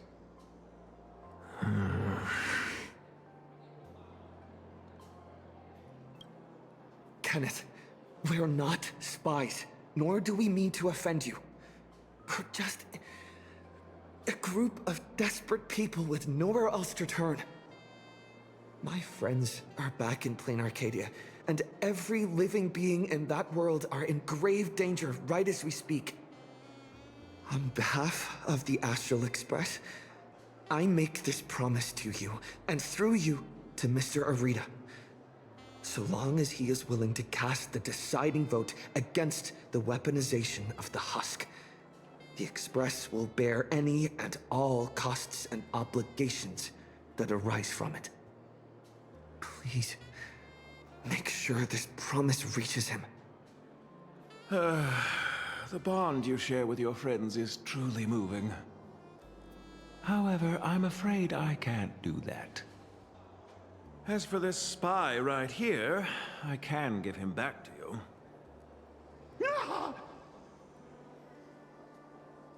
The heart of every deal lies in respect. Chew on that. I've said my piece. Ugh, Taravan, that bloated pig. Weaponizing the voracity? Why not just weaponize himself instead? Save everyone the trouble. So, what do we do now?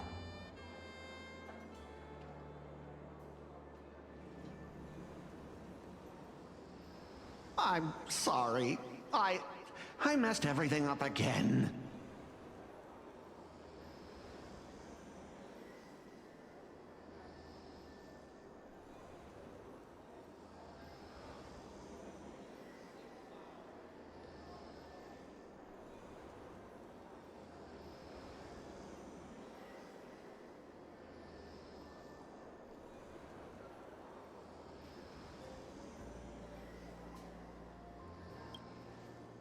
Unfavorable opening, to say the least. The moment IPC faction politics get involved, things get infinitely more complicated. What do you think? Should we try a different approach, or keep up the chase?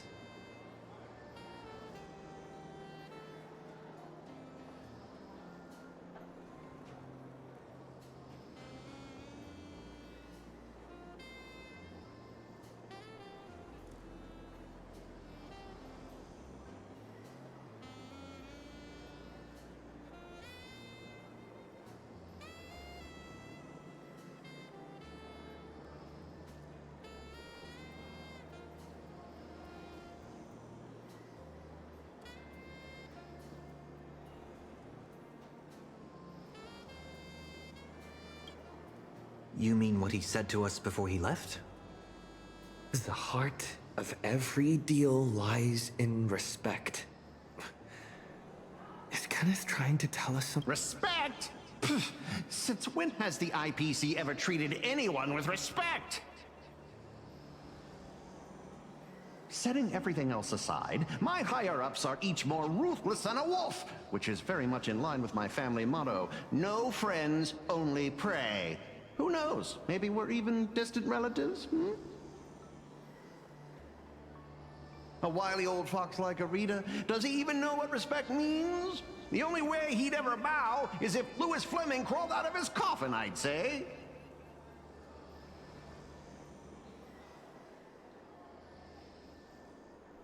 True respect comes from having the strength that others acknowledge. Just like how the Strategic Investment Department respects the Astral Express, Kenneth is telling us he wants to see what we're made of. I see. But what do we have that could earn his respect? Trying to bribe him would take wealth on old Odie's level to sway Arita. As for using force, that would be exceedingly unwise on IPC ground. As far as the city is concerned, the awakening of the Husk is still a piece of information known only to the IPC's upper echelons. But Astropolis isn't home to IPC executives alone. It's also teeming with envoys, magnates, and Exactly. The crisis Plain Arcadia is facing right now is going to seriously shake their confidence in the IPC. What's that old saying? When one limb suffers, the whole body feels the pain.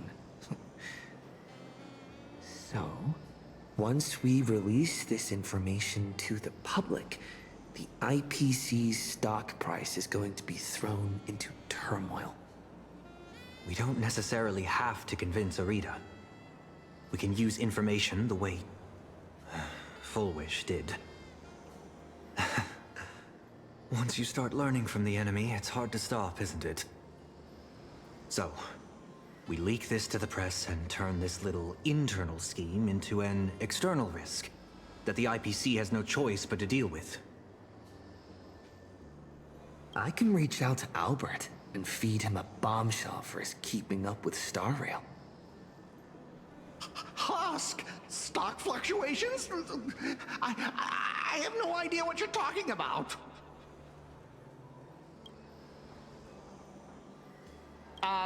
I think I'll pass. I just got a new lease on life, and I'd like to enjoy it for a few more days. Anyway, I gotta run!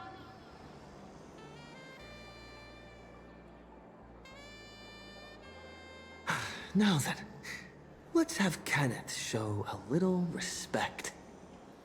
Come on, Sonny. Let's head to the Lodestar Tower and meet up with March and the others.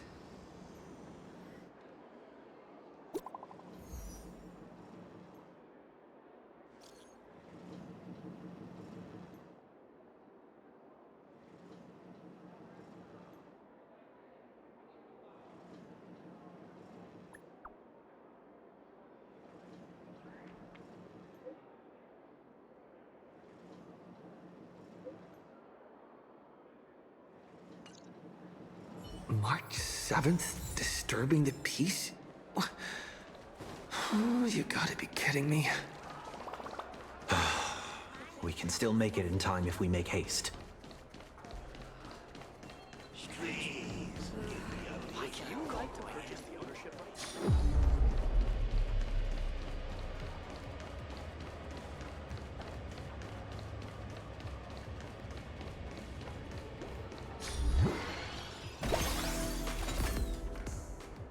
Transferred to the Strategic Investment Department next year.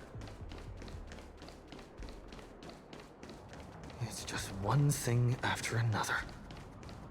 Is Kenneth creating obstructions for us? No way. He left us a hint?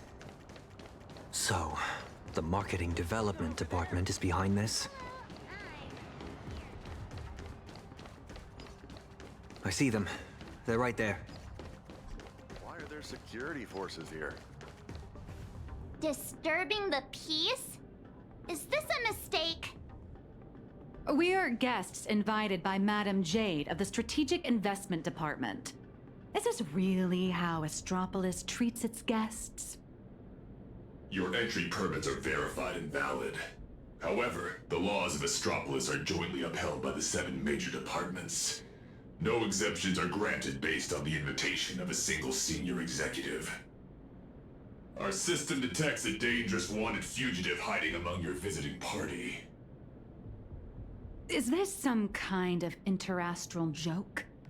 The Nameless of the Astral Express are heroes who've saved many worlds. This is bad. We need to go, now. Target identified. Sunday, former head of Penacony's Oak family, currently a high-priority wanted criminal of the family. Charges include severe endangerment of cosmic order and security. Since when does the IPC hunt down wanted criminals for the family?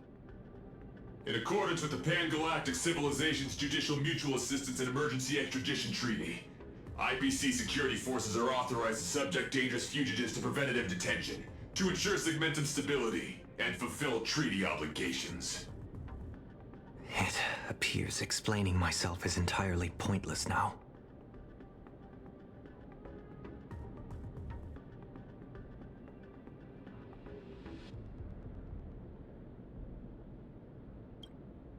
Excuse me, I am not equipped with a dreaming module. You have selected the most unwise course of action. Violent obstruction of the law. Warning, disarm immediately. Non-compliance will prevent us from guaranteeing your right to life. That's the stuff. Clashing with the local authorities every 3 stops of the way. How familiar. Target threat level, unable to assess. Requesting lighthouse support. Requesting lighthouse support. Lighthouse, copy. Request received. Survive or be destroyed. There is no other choice. Dragons, soaring above the lands. This is permanence! Leave it to me. Go.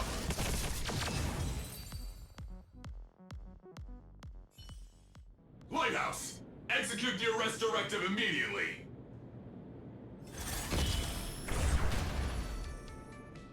Zip it, tin can! You're making my brain hurt. Huh? What's going on? Why is he taking down his own people? All right, stand down. I'm not here to cause trouble. Here, this is a special access pass. Its clearance is a few grades higher than that outdated arrest warrant of yours. I'm taking them with me. Objections? Clearance confirmed. Hilarious. Clearance confirmed. One word of objection out of you, I'll be pounding you into scrap and shipping you back to security in a box. Right, you lot. Write your own incident reports. Make it airtight and keep my name out of it. Hear me? Well, don't just stand there. You really want to waste eternity dealing with these by-the-book blockheads? Allow me to introduce myself. I am Lighthouse, Astropolis' honorary security officer. I am the light that pierces the darkness, the shield that guards against danger, the one who leaves no place to hide for the scoundrels that threaten IPC assets and the safety of Astropolis' citizens.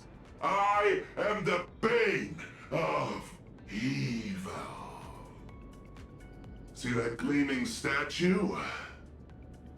They built it for me after I single-handedly stopped an out-of-control airship from crashing into Paradise Island 3 years ago, saving well over 100 IPC executives and more than 1,000 foreign dignitaries from our partner worlds. Cool. So, you're basically Astropolis' resident superhero? Superhero.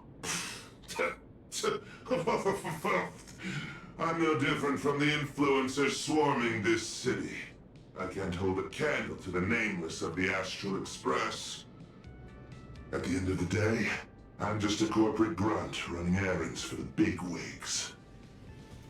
Someone sent me to bail you out. As guests of the Strategic Investment Department, you all have free reign in Astropolis. With the exception of that Palovian young master over there.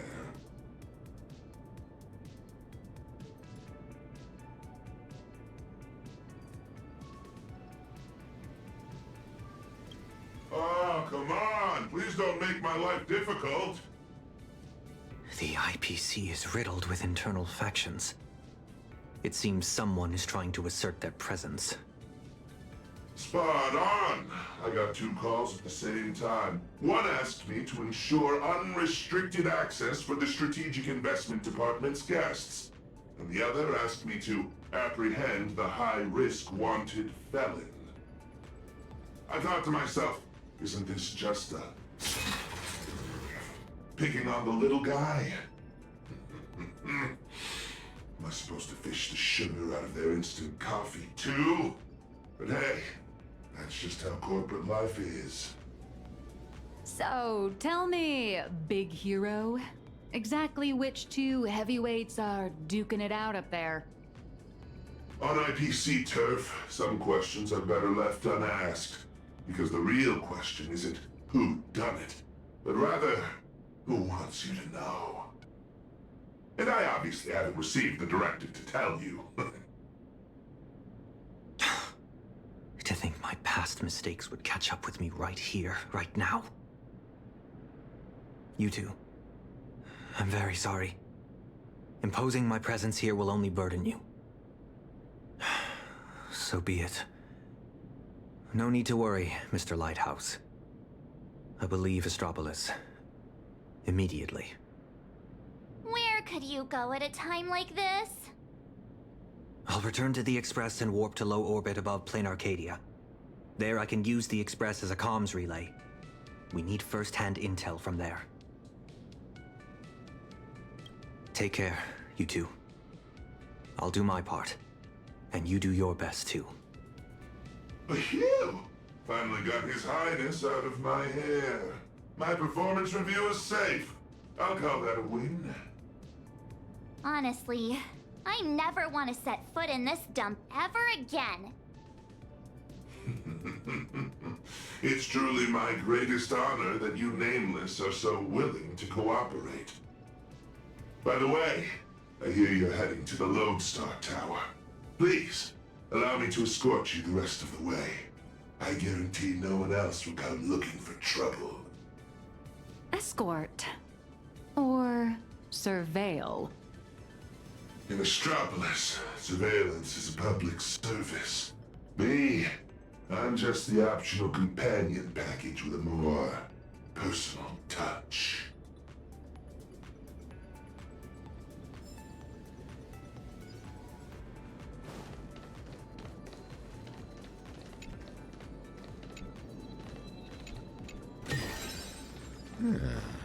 This will definitely come in handy. I'll take my stuff up. Picture this.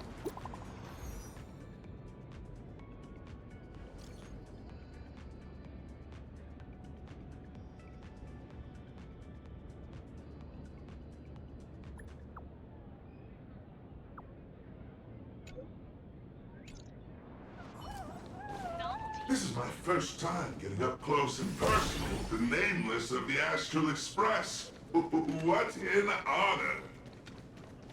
Want an article of this poster? Ah, that's a promo poster for the Cosmic Big Lotto. What? Want to buy a ticket? No, I mean the person on the poster. Ah, Beatrice Melanine.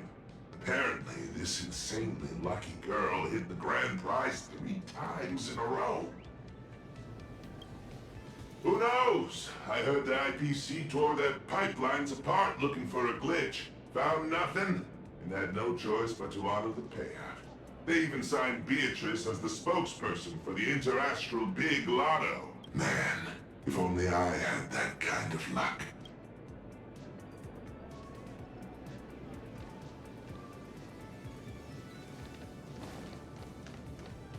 Shuttle ST-972 will depart soon. Passengers headed for the Ethereal... Hi there. Tickets to the Lodestar Tower. Mr. Lighthouse, are you heading up too? Are you on another important mission? Just a routine patrol.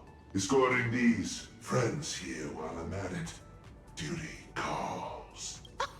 I knew it! With you around, Lodestar Tower is in good hands. Here are your tickets! And thank you again for what you did on that sightseeing boat. Don't sweat it. I was just... All right, we've got the tickets. Let's move.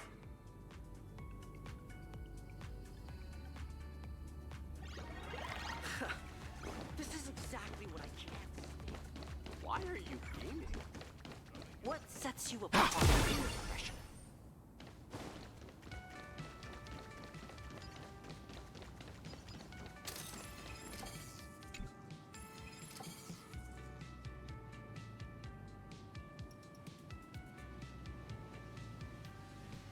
It's here. Let's go, guys. All right, everyone, grab a spot and hold on tight. This little hover saucer is gonna coast along the tow track. Skylights open. Nice view, eh? Even the most spectacular views get old when you have to stare at them every single day.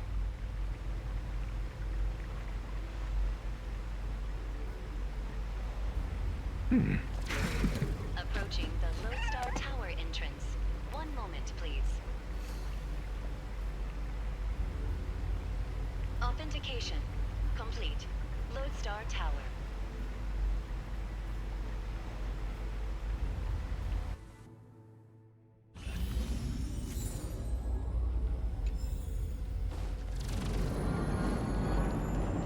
Hold on tight. Once we're through this tunnel, we'll be there. Is Mr. Lighthouse really escorting us all the way inside? Sorry, but I'm the one with the special clearance. I've got to deliver you VIPs safely to your destination. My mission isn't complete until then. I I'm usually just flying around up there, so this is my first time riding an everyday commuter shuttle. If you folks aren't in a chatty mood, Oh, it looks like a needle from the outside. But once you're inside, it's actually massive. You're looking at... Non-employee detected in the work zone. Please cease movement and submit to scanning. Identity confirmed. Security officer, Lighthouse. Invited guests, nameless, March 7th, and unidentified unemployed individual. Who are you calling unemployed? I'm an independent comic artist currently dodging deadlines. Suspicious target. Requesting security forces. Again? Is there seriously no end to the IPC's red tape? Special access permit. Authorization code 54266. Authorization. Confirmed. Welcome to Lodestar Tower. Please abide by the IPC Code of Conduct. Alright, my mission ends here. What was it you guys were planning to do next? Madam Jade said she set up an office for us.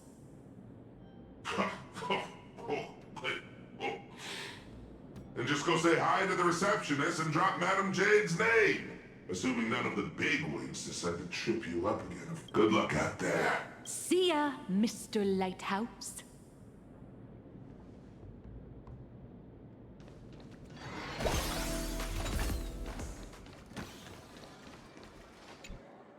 For malfunction reports, please proceed to Zone D. For visitor pre-registration, please submit the online form and expect a processing time of at least 3 business days. For lost items, please contact security at extension 114. Hi there. We're guests of Madam Jade from the Strategic Investment Department. She said an office was reserved for us. Understood. One moment, please. Guests of Madam Jade... Ah, here it is. Zone G892, temporary office. Access code...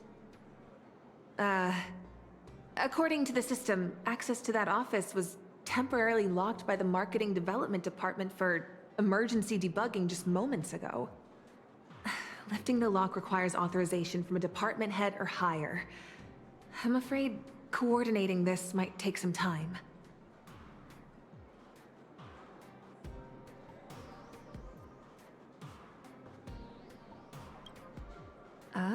Let me check. 24 system hours? We don't even have 4 hours left. That's the IPC for you. A textbook example of petty office politics. But this is just ridiculous. A petty turf war over an office is going to indirectly destroy the future of an entire world. Looks like we'll just have to ask Jade to assign us another. We're out of time. We went through a lot to get here, and I'm not letting them stop us now. Let's try this instead. Employee ID IPC MDD GL3 1545. Name Beatrice Melanine. Affiliated with the Marketing Development Department, Cosmic Big Lotto Division, Level 3 Project Consultant. My act... Beatrice... Melanine? Oh, wait, are you... That's goddess to you, the Lotto Goddess. Listen up, rookie. Citing Article 7 of the Emergency Internal Resource Allocation Regulations, during periods of cross-departmental collaboration, employees of Level 3 or higher from the originating department may apply to elevate their temporary venue coordination priority to the maximum. Now, type it in and give it another try. Clause verified. Temporary system authorization for unlocking access to Office B703. Please wait. All set. Here is your temporary access pass, valid for 24 system hours. Welcome back, Miss Melanine? 24 system hours, whew, more than enough. What are you all standing around for? Let's go. What just happened? Are you really Beatrice Melanine? It's just one of the many gigs I've worked, hardly worth mentioning. But... I know you have a lot of questions, but the hallway isn't exactly the best place.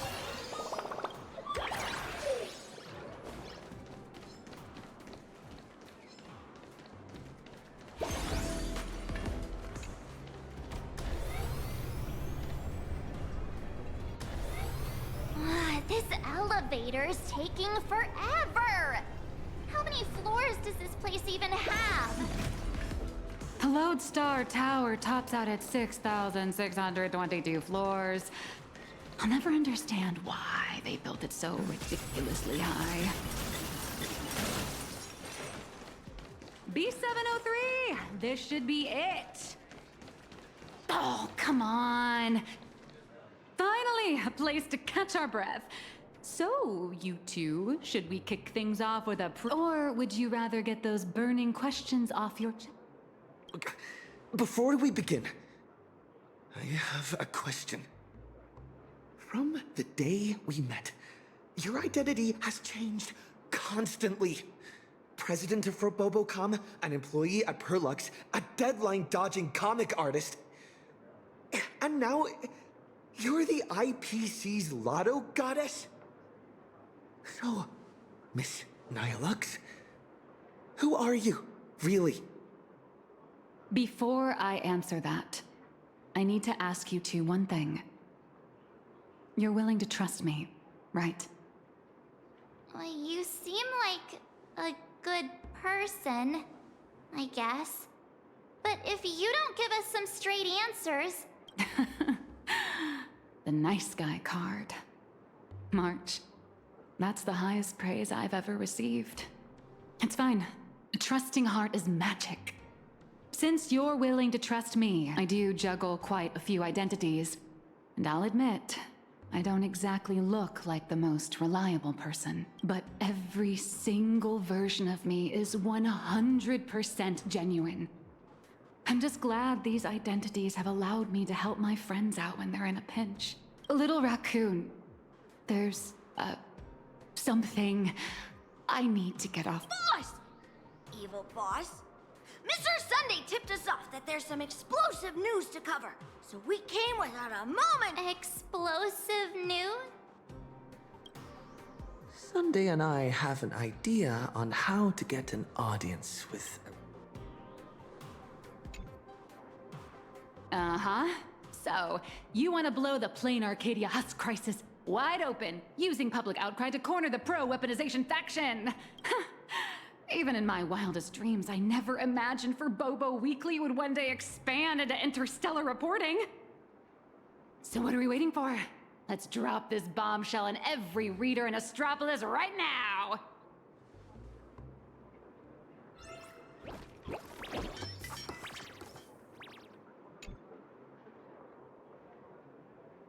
This is the exclusive of all exclusives!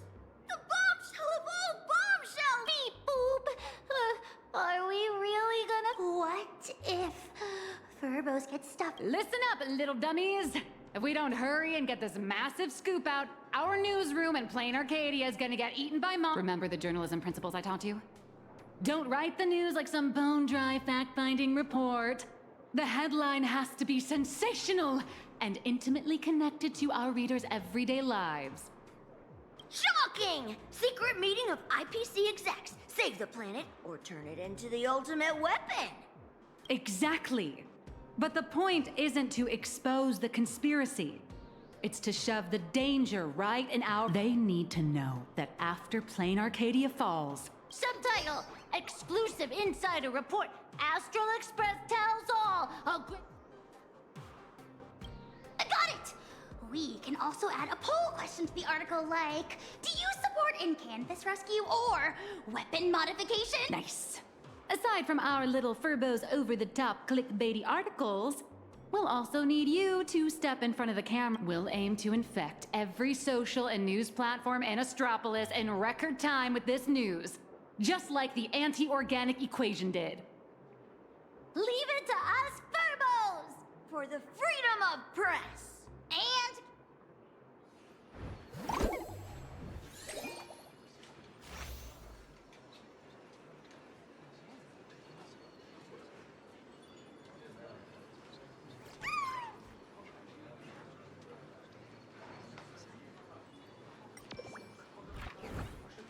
The news is out! The Furbos blew their entire marketing budget buying up prime ad space and sponsored trends across all platforms. Now, all we have to do is wait for it to gain traction.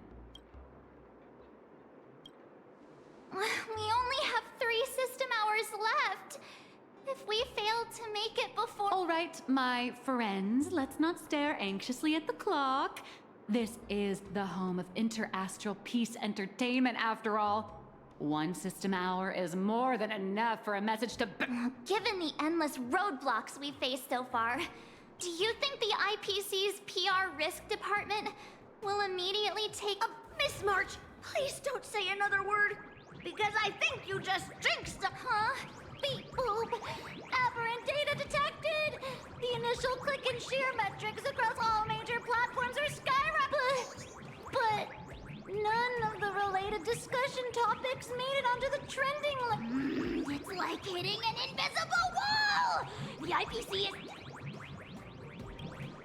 What? Giving into despair already? Did you forget? Astropolis is home to more than just IPC employees. And not every employee is a puppet dancing on the IPC. Algorithms and push notifications are crucial, sure. But when everybody's safety and the safety of the entire universe is at stake, it's not just the algorithms alone that determine how the news spreads. At the end of the day, the ultimate medium through which information spreads is still people. Terrified whispers, burning curiosity, the desire for the truth. These will all run rampant in break rooms, cafeterias, and the IPC can bury trending searches and throttle notifications, but they can't wipe every private message. All we have to do is make sure this first spark is bright and... So, what do we... That is a question the IPC itself must answer. The fire has been lit. Putting it out is their problem. I guess the most dignified and foolproof approach would be to come straight to the source of the information and propose a partnership. See? What did I tell you? Esteemed Trailblazer! The higher-ups have seen the bombshell news. Come on, old friend. You know how it is. Obviously, some big boss from up top. They've decided to set up a special last-minute interview session just for you at the Panorama Hall inside Lodestar Tower. They want to hear all about the situation in Plain Arcadia firsthand, along with your demands. This is a once-in-a-lifetime opportunity! IPC higher-ups and even business reps from other star systems will all be there. You get to speak directly to the most influential audience around. Yours truly is also all set to conduct an exclusive interview with you afterwards. You will show, right?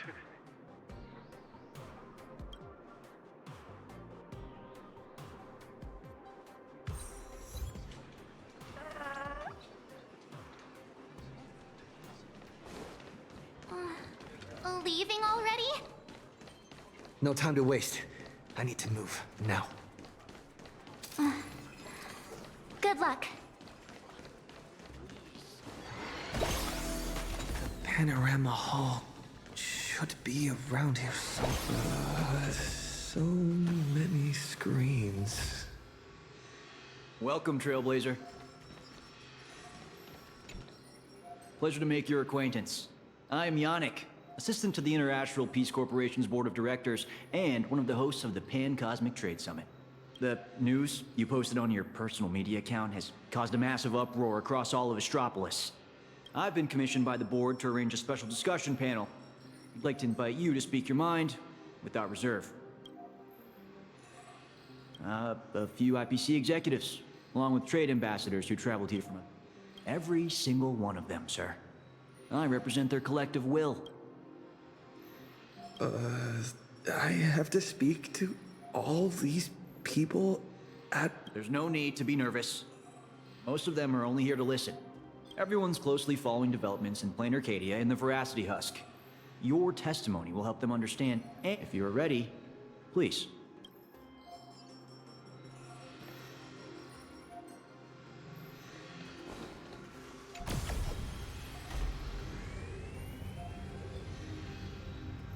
Please try to capture people's attention and make the most of it. Today's meeting agenda is... No, Everyone please quiet down. A messenger from Plain Arcadia Nameless of the Astral Express, is here. At present, aside from Zazad and Diamond, who are absent due to scheduling conflicts and other unforeseen circumstances, the heads of all 7 IPC departments have remotely connected to the Pan-Cosmic Trade Summit venue. According to the pre-meeting briefing, our agenda today is an inquiry and statement of position regarding the Plan Arcadia Husk crisis. Don't panic. Seize this chance to get your demands across to these IPC executives. I am sure you have all seen the news regarding the situation.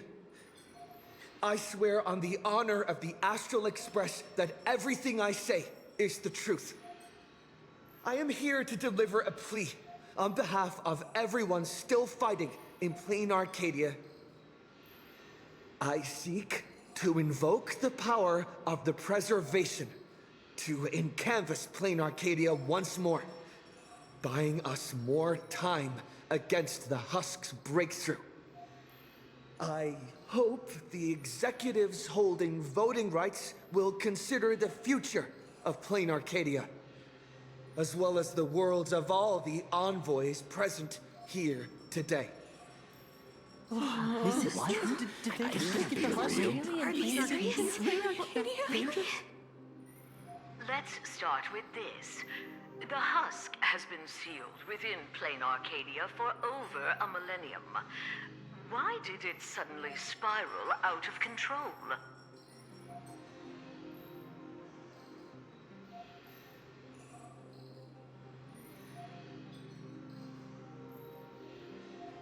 The Phantom Moon Games held in Plain Arcadia are in fact a ceremony designed by the Eon of Elation to suppress the Husk. Unfortunately, despite our best efforts to stop him, Lord Ravager Asat Pramad managed to disrupt the ceremony. I understand you're anxious, but I think you're being alarmist. You're telling me that in 12 hours, the constellation star zone, where Plain Arcadia is located, will be wiped out? Do you have any proof to back up your claim?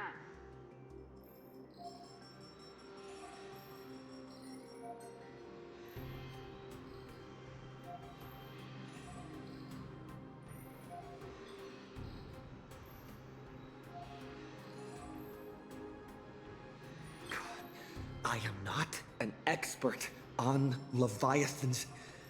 My conclusion is based on the calculations of Madame Pearl from the Strategic Investment Department. As the administrator of Plain Arcadia, her conclusion should be reliable. Unfortunately, neither of you are experts. Let me be clear. The veracity has been dead for a very, very long time. By your own account, Plain Arcadia is nothing more than one fragment of its corpse. The Technology Department's assessment has concluded that the IPC's cutting-edge technology is more than capable of controlling the activities of these eonic remains. Perhaps even turning them into our most powerful weapon. As for the people there, they're collateral damage. You can't do business without taking any loss.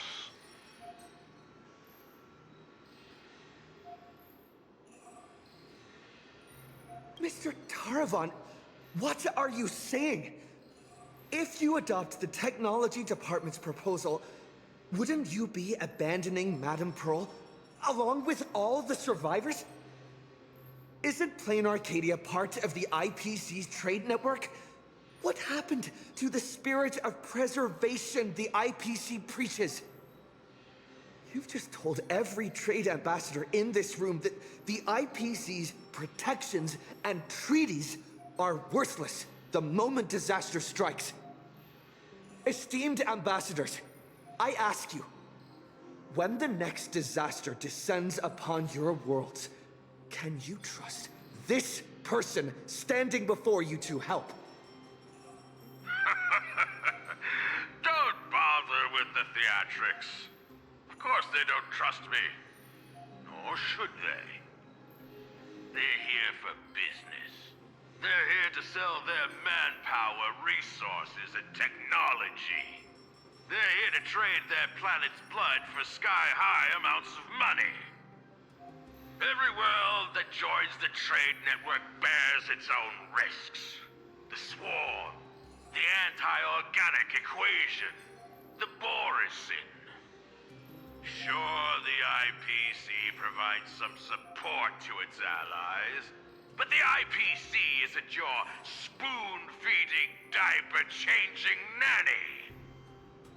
What is Mr. Terraman saying? What is he talking about? That's quite enough, Tarafan. You've made it all the way to Board Director, yet you seem to have more professional discretion back when you were hauling materials for the Building Material Logistics Department.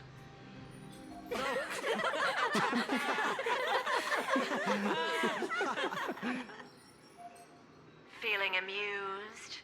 Oh, you lot are pathetic.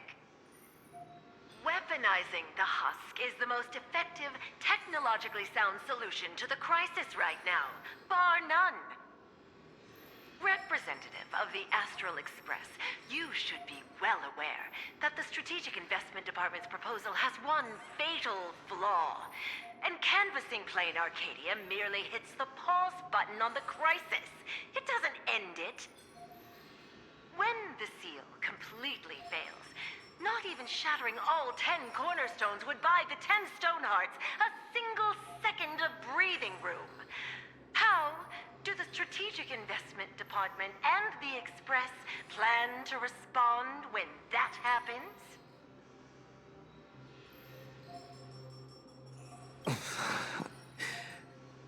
Everything happened too fast. I don't have a more fleshed out idea. But if we can delay the crisis, we'll have more time to figure out the best solution. Alternative plan or no, I have to ask. Is there really zero risk in turning an Eon's fragments into a weapon?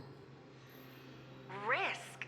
Of course there's a risk, but it comes down to probability. You don't expect me to explain the technical details right here, do you?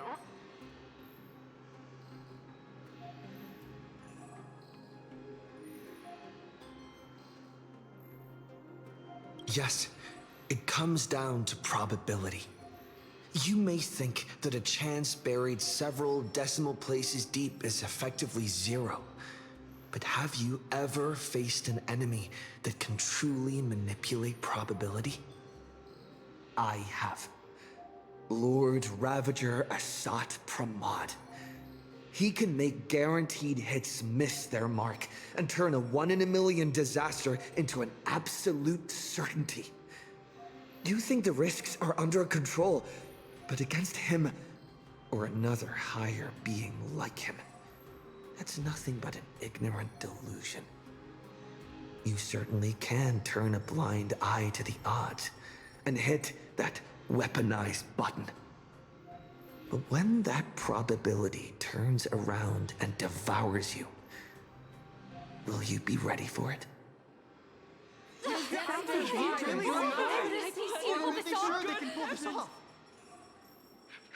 enough.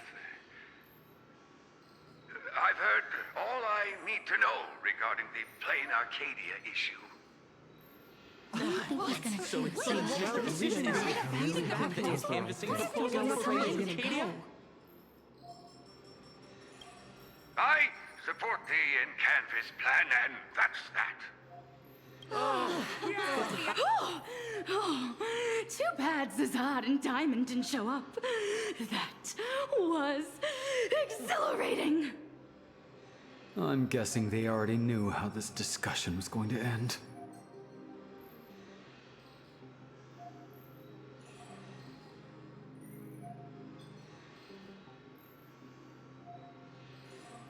Congratulations on getting your wish, Mr. Trailblaze. The discussion was quite lengthy.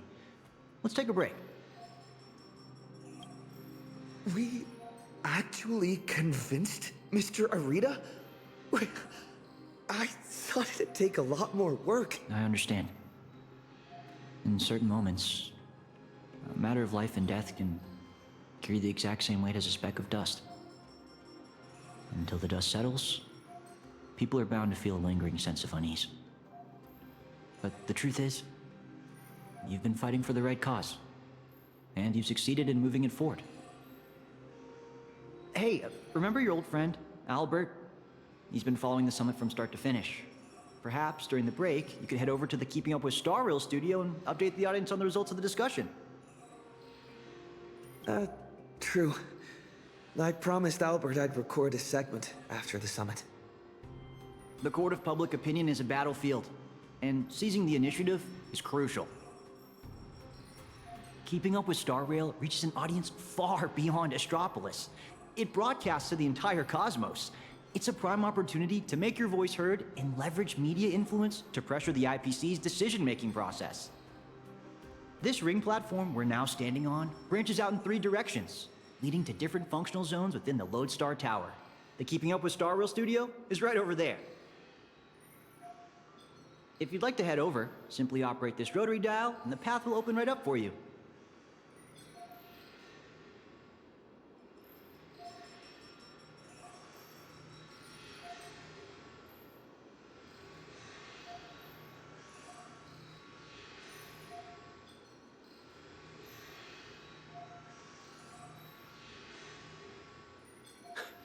The boss of the Strategic Investment Department is not going to show either.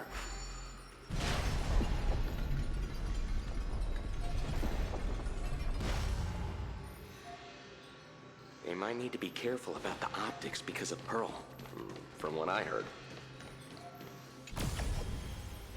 Before I head out, I should tell March and the others the good news. Better not keep them worrying.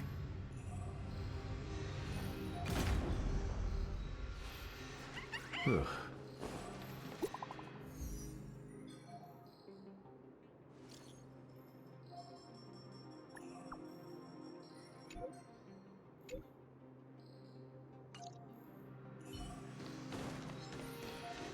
Finally.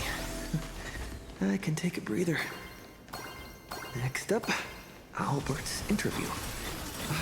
Here we are. The studio.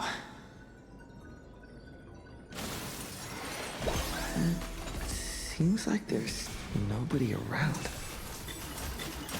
You the Trailblazer? Hi! Looks like the summit talks have wrapped up. Here for the Keeping Up with Star Rail interview? Oh, right. The host should be here soon. Tell you what, why don't you take a seat in the studio before... See that control panel over there? Just...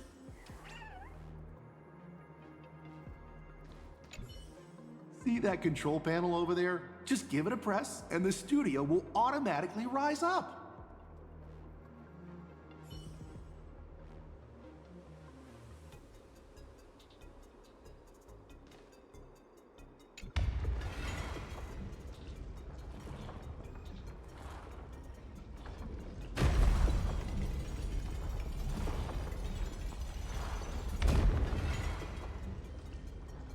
This must be the Keeping Up with Star Rail studio, right?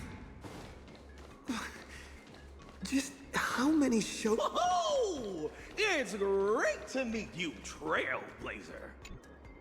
Albert isn't coming? Well, since you broke that massive scoop, he's got a ton of big shot, right? And, why don't we go ahead and start recording? He, nameless of the Astral Express, the hero who saved Amphoros. Huh? And now, for the crisis-ridden plain Arcadia. He braved Astropolis, delivering how will his voice influence the direct first question. Just what kind of impact did the Veracity's husk make on plain Arcadia? I heard the Strategic Investment Department did massive reconstruction work there. Does that mean all their investments went right down the drain? You make a great point. Whatever's going on over there, at least one thing's clear. Retirement-related investments have definitely gone down the drain. Why do you ask? Well, an apocalypse obviously tanks everyone's life expectancy, so healthcare brand. Seriously? What are you doing? You need to. In my hosting experience, a whole show without a single laugh is a complete train wreck. We're talking about the existential crisis of an entire world. This isn't keeping up with Star Rail's style at all. Would Albert really hand over the hosting gig to a bird? Tell me. Who's...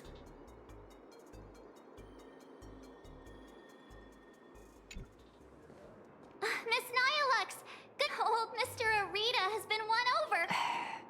Isn't this all a little too easy? Was that a bad thing? Oh, come on, don't be like me. All right then, March. Turbos! You scared this... My little Dumbos! Get online right now and pull the search volume for the keywords Summit, Astral Express, and Plain Arcadia. Huh? In my experience working at the IPC, you can never be too careful. They invited Little Raccoon to present his case at the summit. Even if they don't publicly announce the voting results, they can't stop curious outsiders from driving up the search volume for related info. Beep boop! These keywords are showing absolutely zero search fluctuations! The search volume is so low, it's sad. Oh, I've got a bad feeling about this. Right, let me check the scheduled meetings for today. Look at this! Today's reservation record for the Panorama Hall says, closed all day for What do you mean, closed all day? You've got some nerve, Oswaldo. To pull such cheap stunt... Yeah. An elaborate high-budget display of commercial magic. Its goal isn't to solve the problem, but to buy time. Using a highly convincing executive debate to stall our protagonist, tricking him into thinking hope is just around the corner so he'll quiet... Brilliant! Absolutely brilliant! I was starting to think this little performance would drag on boringly. You old creep. You knew? So, how much time do you have left to write a slightly less embarrassing ending for this farce? An hour? Or only the relentless countdown to detonation? I need to message him right away. Miss Nihilux, where are you going? I'm coming with you. No, March, you stay put. The Marketing Development Department might be keeping a close eye on anyone going in or out of this room right now. I'm not part of the Express crew, so I won't draw as much attention. Besides, I've got Beatrice Melanine's ID card here, so slipping in and out will be easier for me. Huh. Right. Mr. Asat Pramod. Since you enjoy being a spectator so much, why don't you step onto the stage yourself?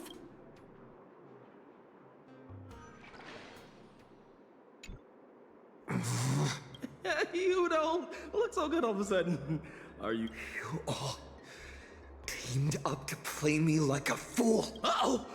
Mission's a bust! I've gotta stall him for as long as I can.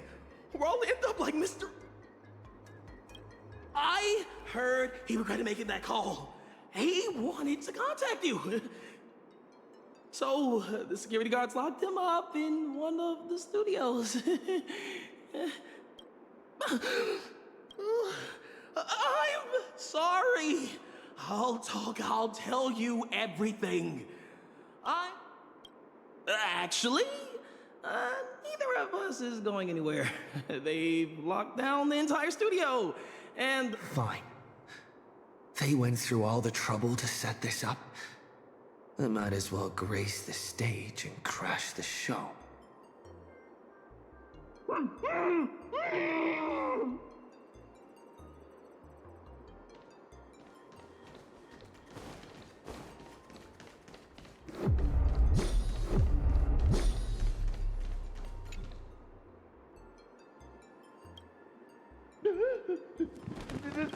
So sorry.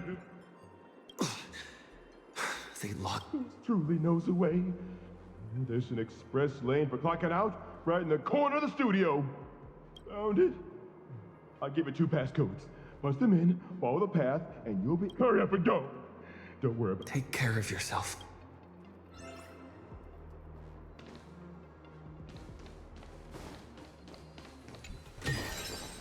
Interesting.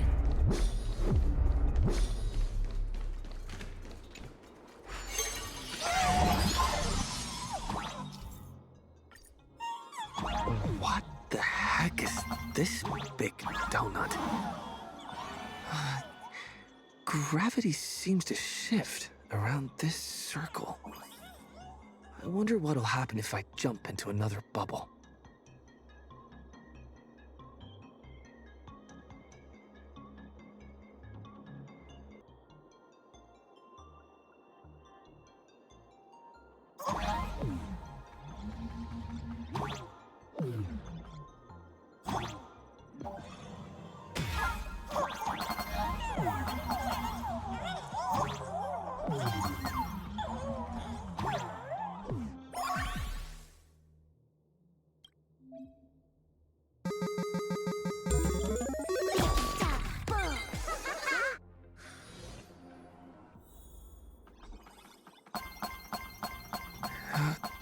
What is this? The hall from earlier?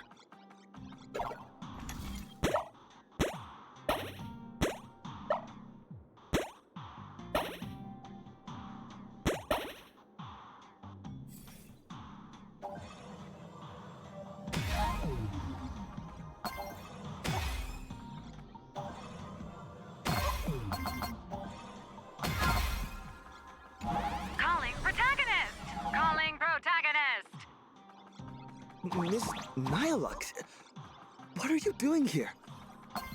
I'll grant you access to all the doors' locks. Let's meet up in the next room.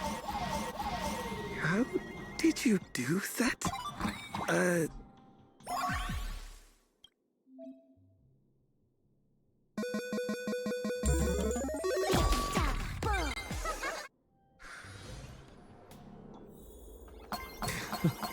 The IPC security is a joke.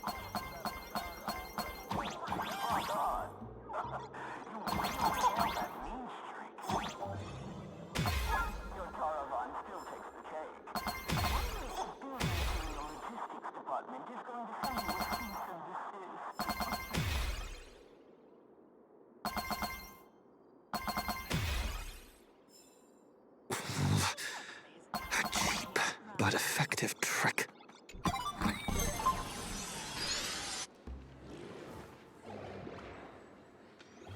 What is this place? Holy eons! Who the heck let him out? Were we supposed to stall him for at least 1 system hour? What happened to the door locks? Let me check the access logs. The locks were overridden. Who did this? That'd be me. I did it. Someone gifted me a tiny data slice. Said it'd take care of a lot of headaches.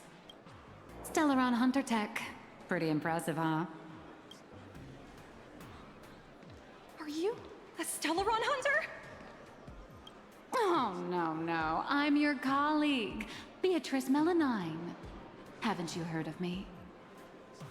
Melanine? Isn't that name from almost 50 years ago? Enough chit-chat! Call security, now! Are we going up against a nameless? Aren't they partners with the Strategic Investment Department? Quit yapping! You have one job. That's a wrap for your show. Now it's my turn to take the stage. Hold your horses, protagonist. It's not your time to shine just yet. These small fries aren't worth the time. Let someone with a big app. What the heck is that?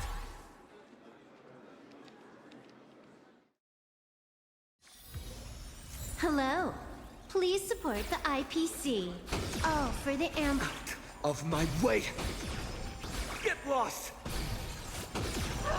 Help! The nameless has gone crazy! Slack off once in a while. It's good for your health. IZP detected.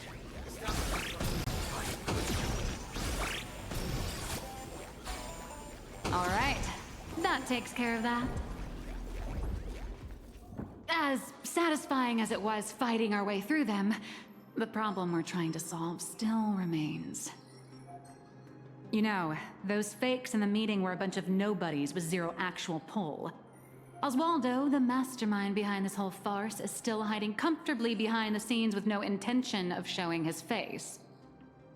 We can't let him or any of those other high and mighty executives keep stalling us endlessly.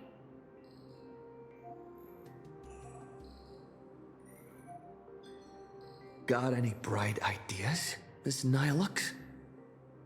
I noticed you've been holding on to a pretty dangerous trophy. Forgive me for taking the liberty, but I brought it along. Oh, what do you need me to do? Slaughter them all, or bankrupt them? Ooh, just look at this! The severed head of a Lord Ravager, and it still talks.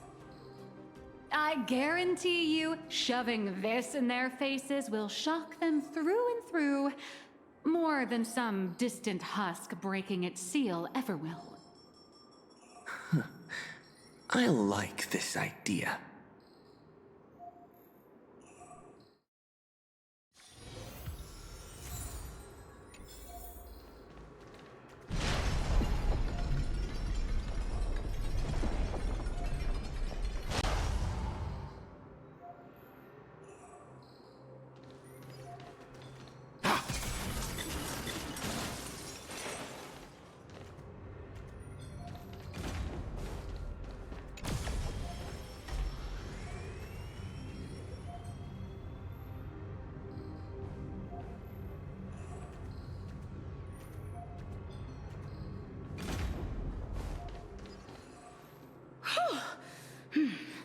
The executives all logged off early, huh? With them out of the way, the mission's basically complete. What happens next depends on how long the fake host can keep him distracted. Now, off the record, don't you folks think I'd be a pretty convincing Taravan, too?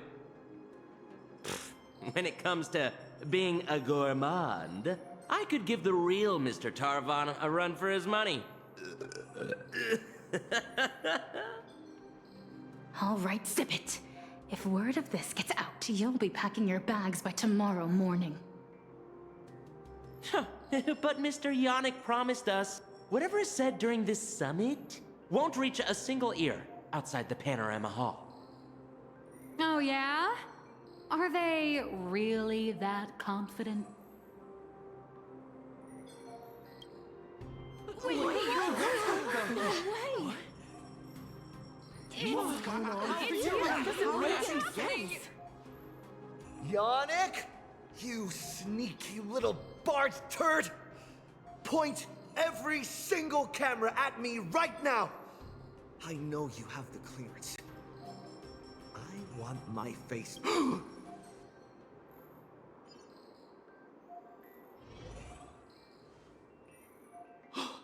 Mister, please, don't get so worked up.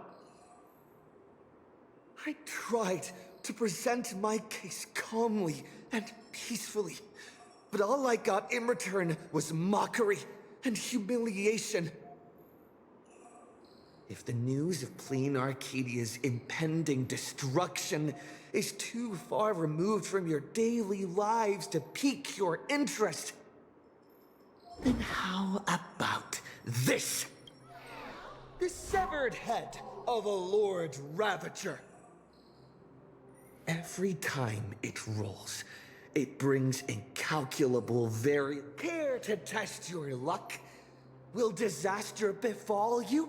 Or every single one of you? Oh, I've heard.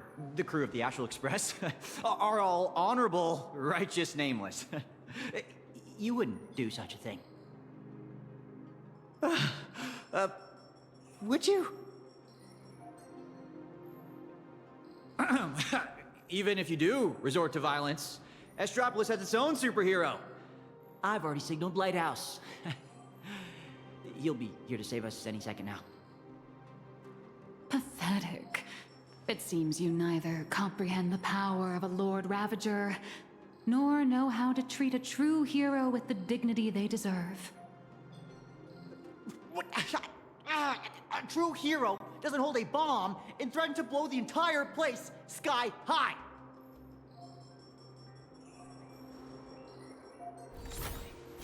We meet again. It's a real shame. This time I've received a top priority directive. Eliminate the threat to the venue at all costs. I know I'm no match for you, but this is my duty, and the sole reason I wear this power armor.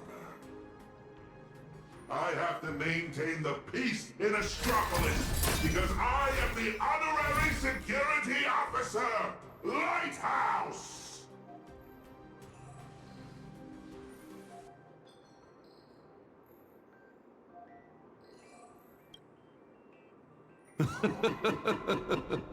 Peace? Since when has Astropolis ever known peace? I once heard a rather amusing joke. The preservation is nothing but a facade. Kapoth fell from grace ages ago, and the IPC is actually a faction of the Veracity. But seeing it for myself today, it turns out it wasn't such a joke after all.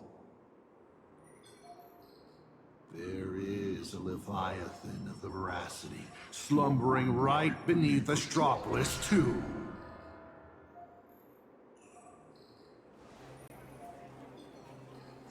What kind of nonsense is that thing spouting?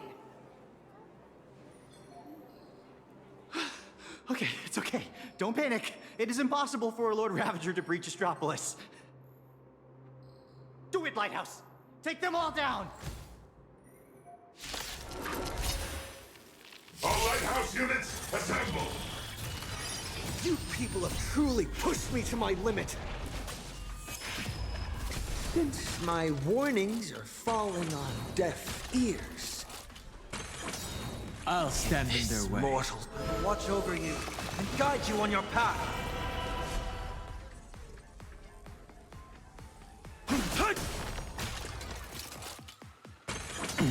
Let's begin. I'll overcome the thorns. Serenity is before me. You know not. Survive or be destroyed. There is no other choice. If all is black or white, there beam, step onto the board. My strength is... Leave it to me.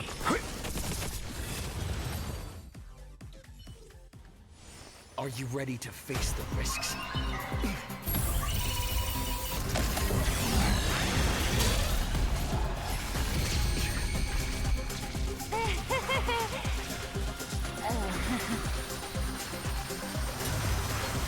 That will do. Huh? Mr. Arita wishes to speak with you two. What an absolutely spectacular show, Yannick. Mr. Kenneth? Trailblazer Madam Nilux. Or perhaps I should call you Madam Beatrice Melanine. I am here to welcome you both with the utmost respect. Please follow me to the elevator. We are heading to the Sky Call area. That is Mr. Arita's private residence. It is secure and quiet. It is there that he will decide the future of Plain Arcadia.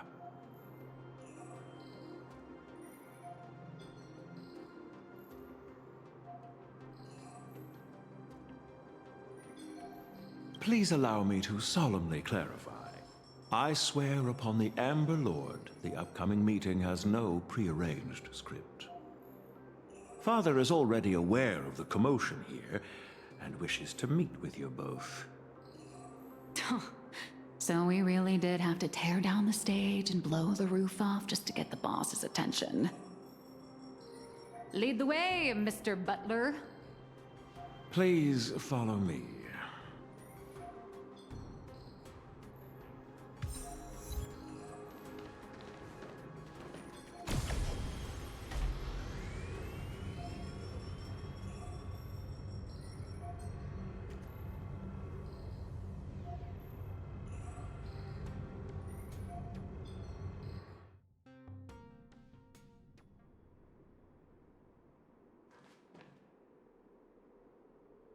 Where are we?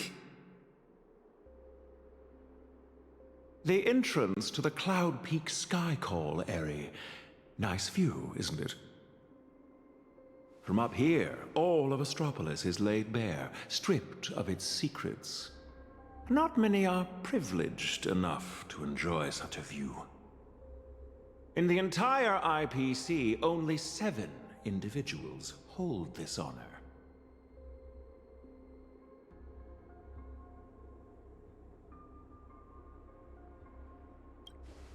Sure is a long way from the ground.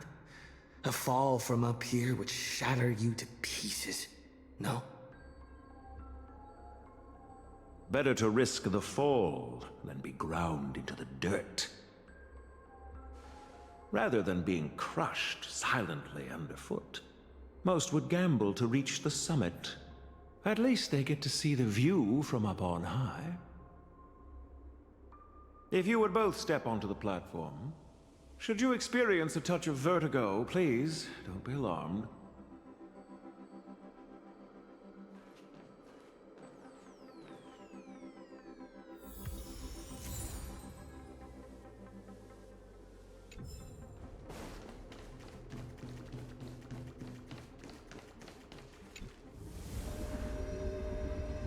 Did I just get sucked into the sky?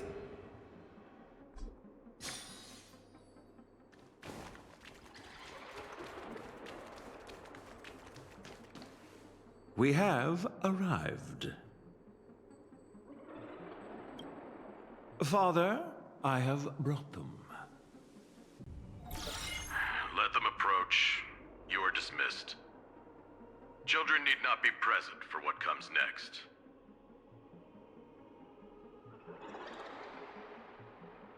Ooh, is it going to be R-rated?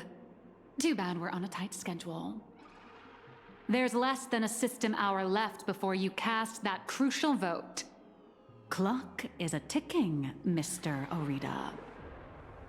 You really should invest in a better watch, Ms. Melanine. We have time to spare. We all know Louis Fleming only needs 60 seconds to make a decision.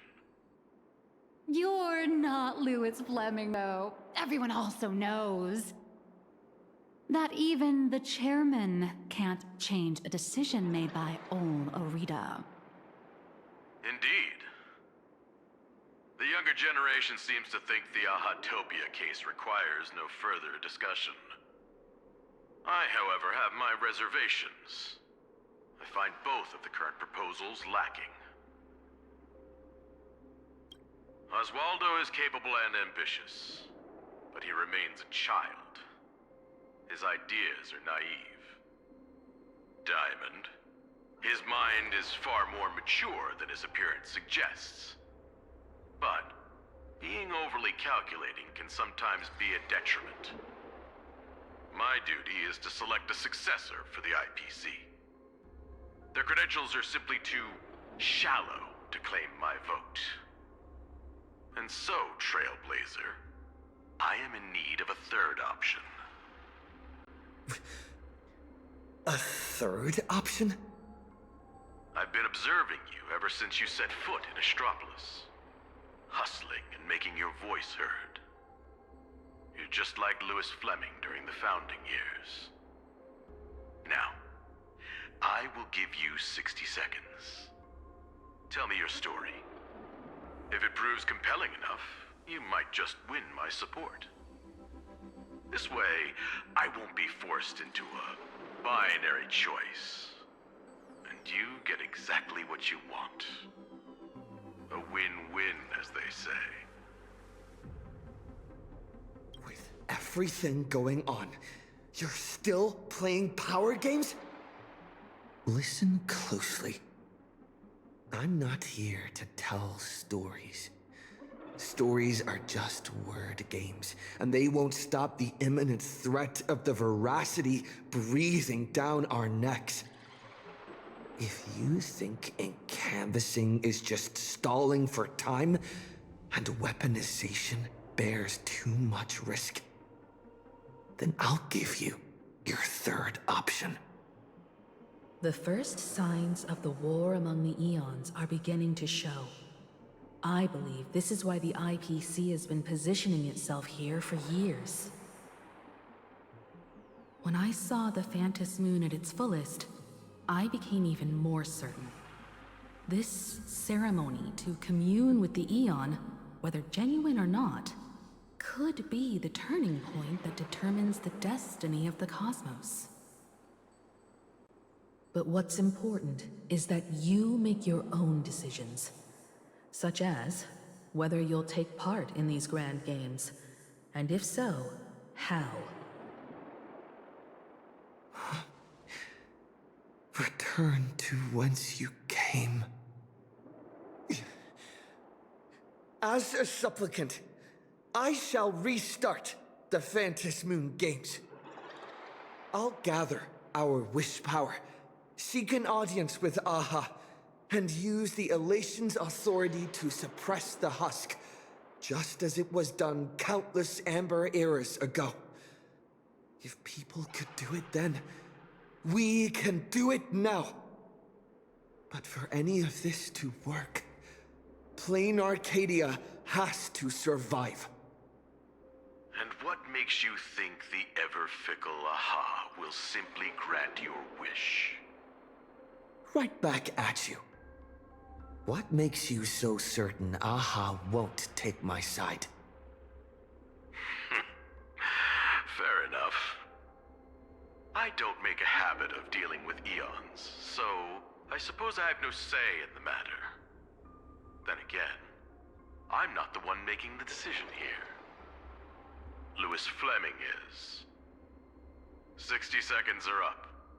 Chairman, the decision is yours.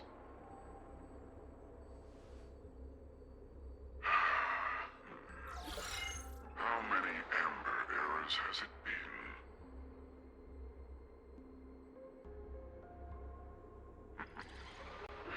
My old friend, have you returned?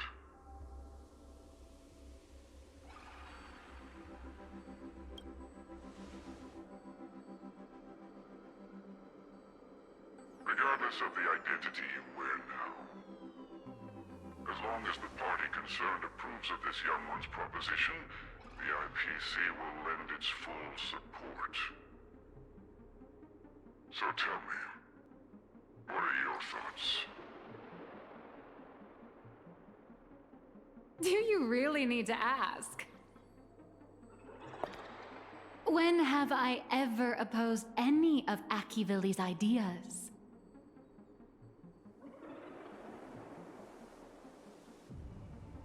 The answer is approved. The writing is on the wall. It's quite obvious whose side I'm taking. In that case, as always, I wish you both the best of luck. Maria. Yes, sir. By the sacred authority bestowed upon us by the Amber Lord, the Traditional Project Department has reached a decision. We cast our vote for the Astral Express, and canvass plain Arcadia and restart the Phantom Moon Games. Thus, it is settled. The will of preservation shall be made manifest. Ahatopia will be preserved.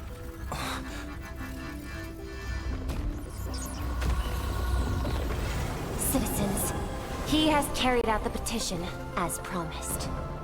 Now, I shall guide the power of preservation. I will do all I can to paint and recreate the miracle. As for me, I can't believe I'm working with the IPC. Whatever.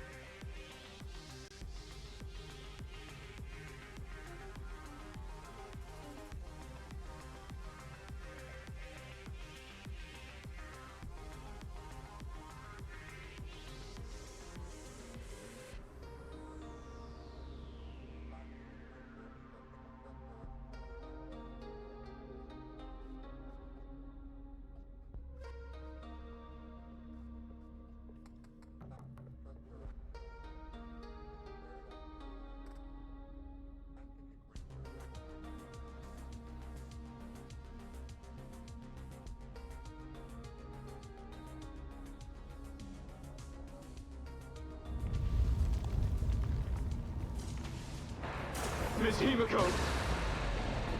It's time to retreat. No.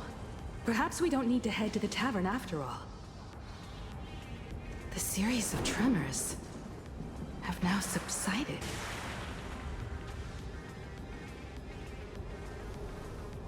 The tentacles surging from the fissures have vanished too.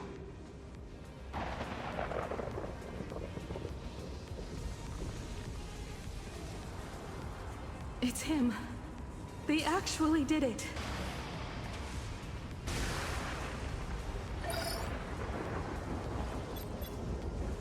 I am delighted to deliver the good news. The reenactment of the World and Canvas ritual was a success. Plain Arcadia has survived its most critical hour.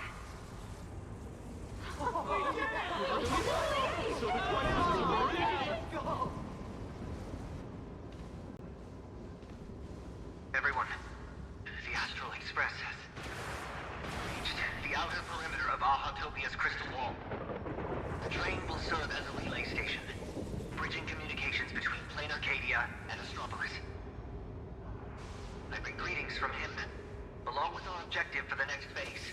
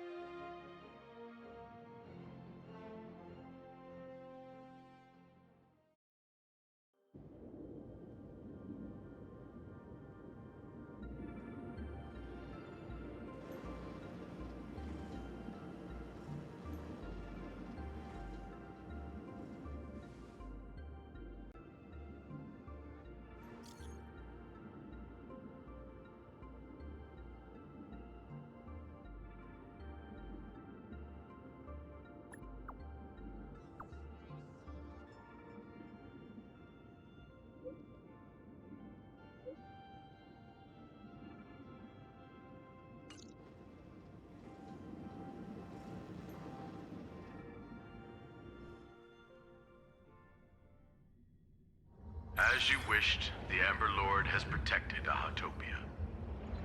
I'm sure you two have private matters to discuss, so I won't intrude. But before I take my leave, the IPC has one final request.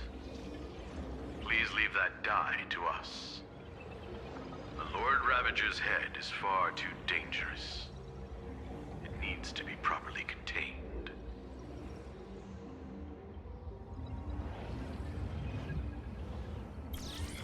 Let's do as he says. This old gentleman is trustworthy. Besides, I'm guessing you must have a mountain of questions right now.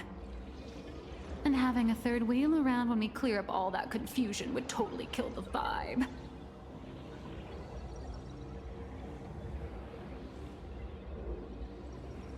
Mr. Trailblazer is gone. Will everything he claimed actually come to pass? He will do it. He has to. Oh. Why is the air in this room suddenly thick with conspiracy? Could it be that someone struck a little side deal under the table? Times change. The IPC may no longer be the support team of old, but we won't abide the slander of a pawn of destruction. Your accusations at Lodestar Tower certainly piqued some interest. And from none other than the subject of those rumors herself. The Leviathan of Astropolis you spoke of. She is here. What do you intend to do with the die, Miss Yabale? Me. Can't you guess what I want? Hand it over to Lighthouse and send it to the Life Sciences Institute. I'll take the scalpel to it myself, dissect this head stuffed full of conspiracy theories, and devour the knowledge of Ouroboros. Every last crumb of it.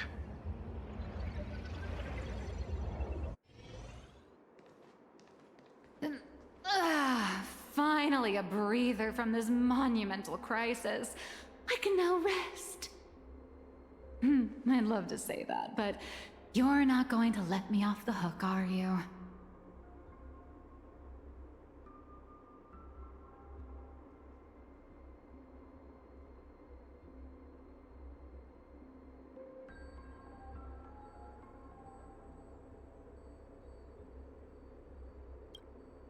Relax.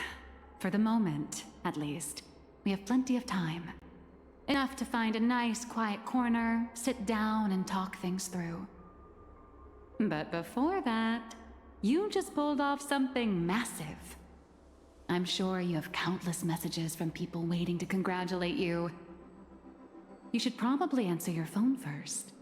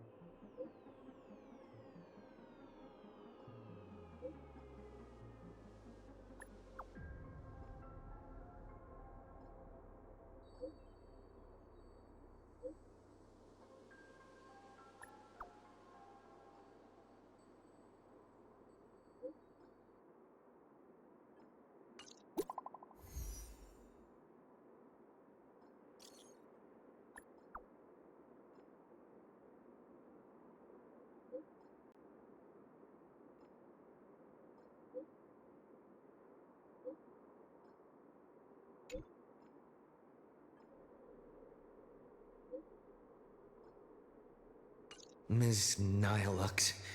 It all...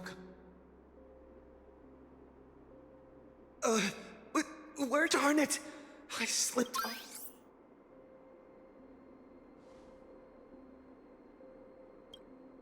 Hello! On behalf of my client, Madame Nihilux, I am here to deliver an invitation for tonight. Now playing the audio message. Hi, little raccoon. I'm really sorry. Every time I try to bring up my true identity with you, some unexpected little hiccup gets in the way. Maybe this is just my lot in life. Watching you happily catch up on your messages, I figured I shouldn't interrupt your victory lap. But the questions burning in your mind deserve a proper, earnest answer. So, I made a reservation at the Upside Down restaurant. The view is nice, and the desserts aren't half bad. Some stories are best told slowly, over clinking glasses, once the dust has finally settled. I'll be waiting there, ready to tell you everything, holding absolutely nothing back. Make sure to be there on time. Sheesh. Way to leave me hanging.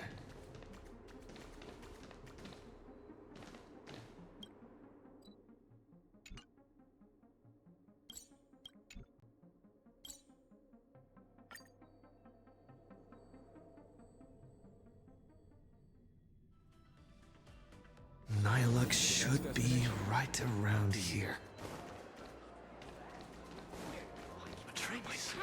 Enjoying the meal during our speech was so inspiring.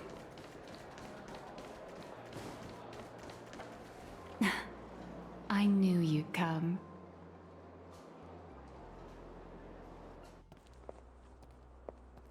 So, what did you have to say? I didn't mean to keep this from you. But the comic artist thing is just a cover.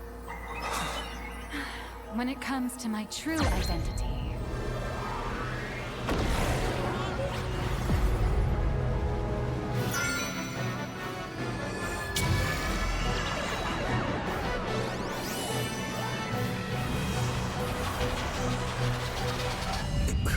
You can call me... Aha.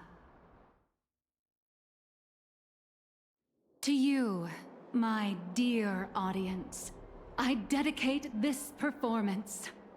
I wonder, did it bring a little more elation into your lives?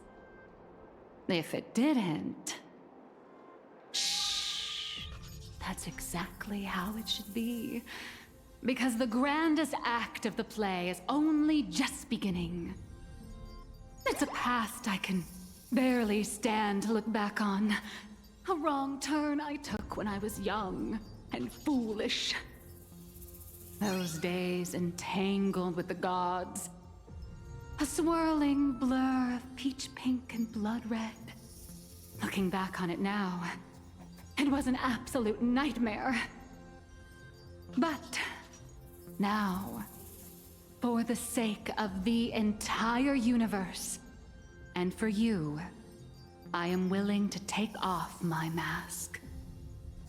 I am the master of Fantasia, the one who mourns, the murderer of all certainty, and the false sovereign of all theatrics. The first fool, and the original actor. Dear audience, the stars are silent. But I declare, let there be laughter!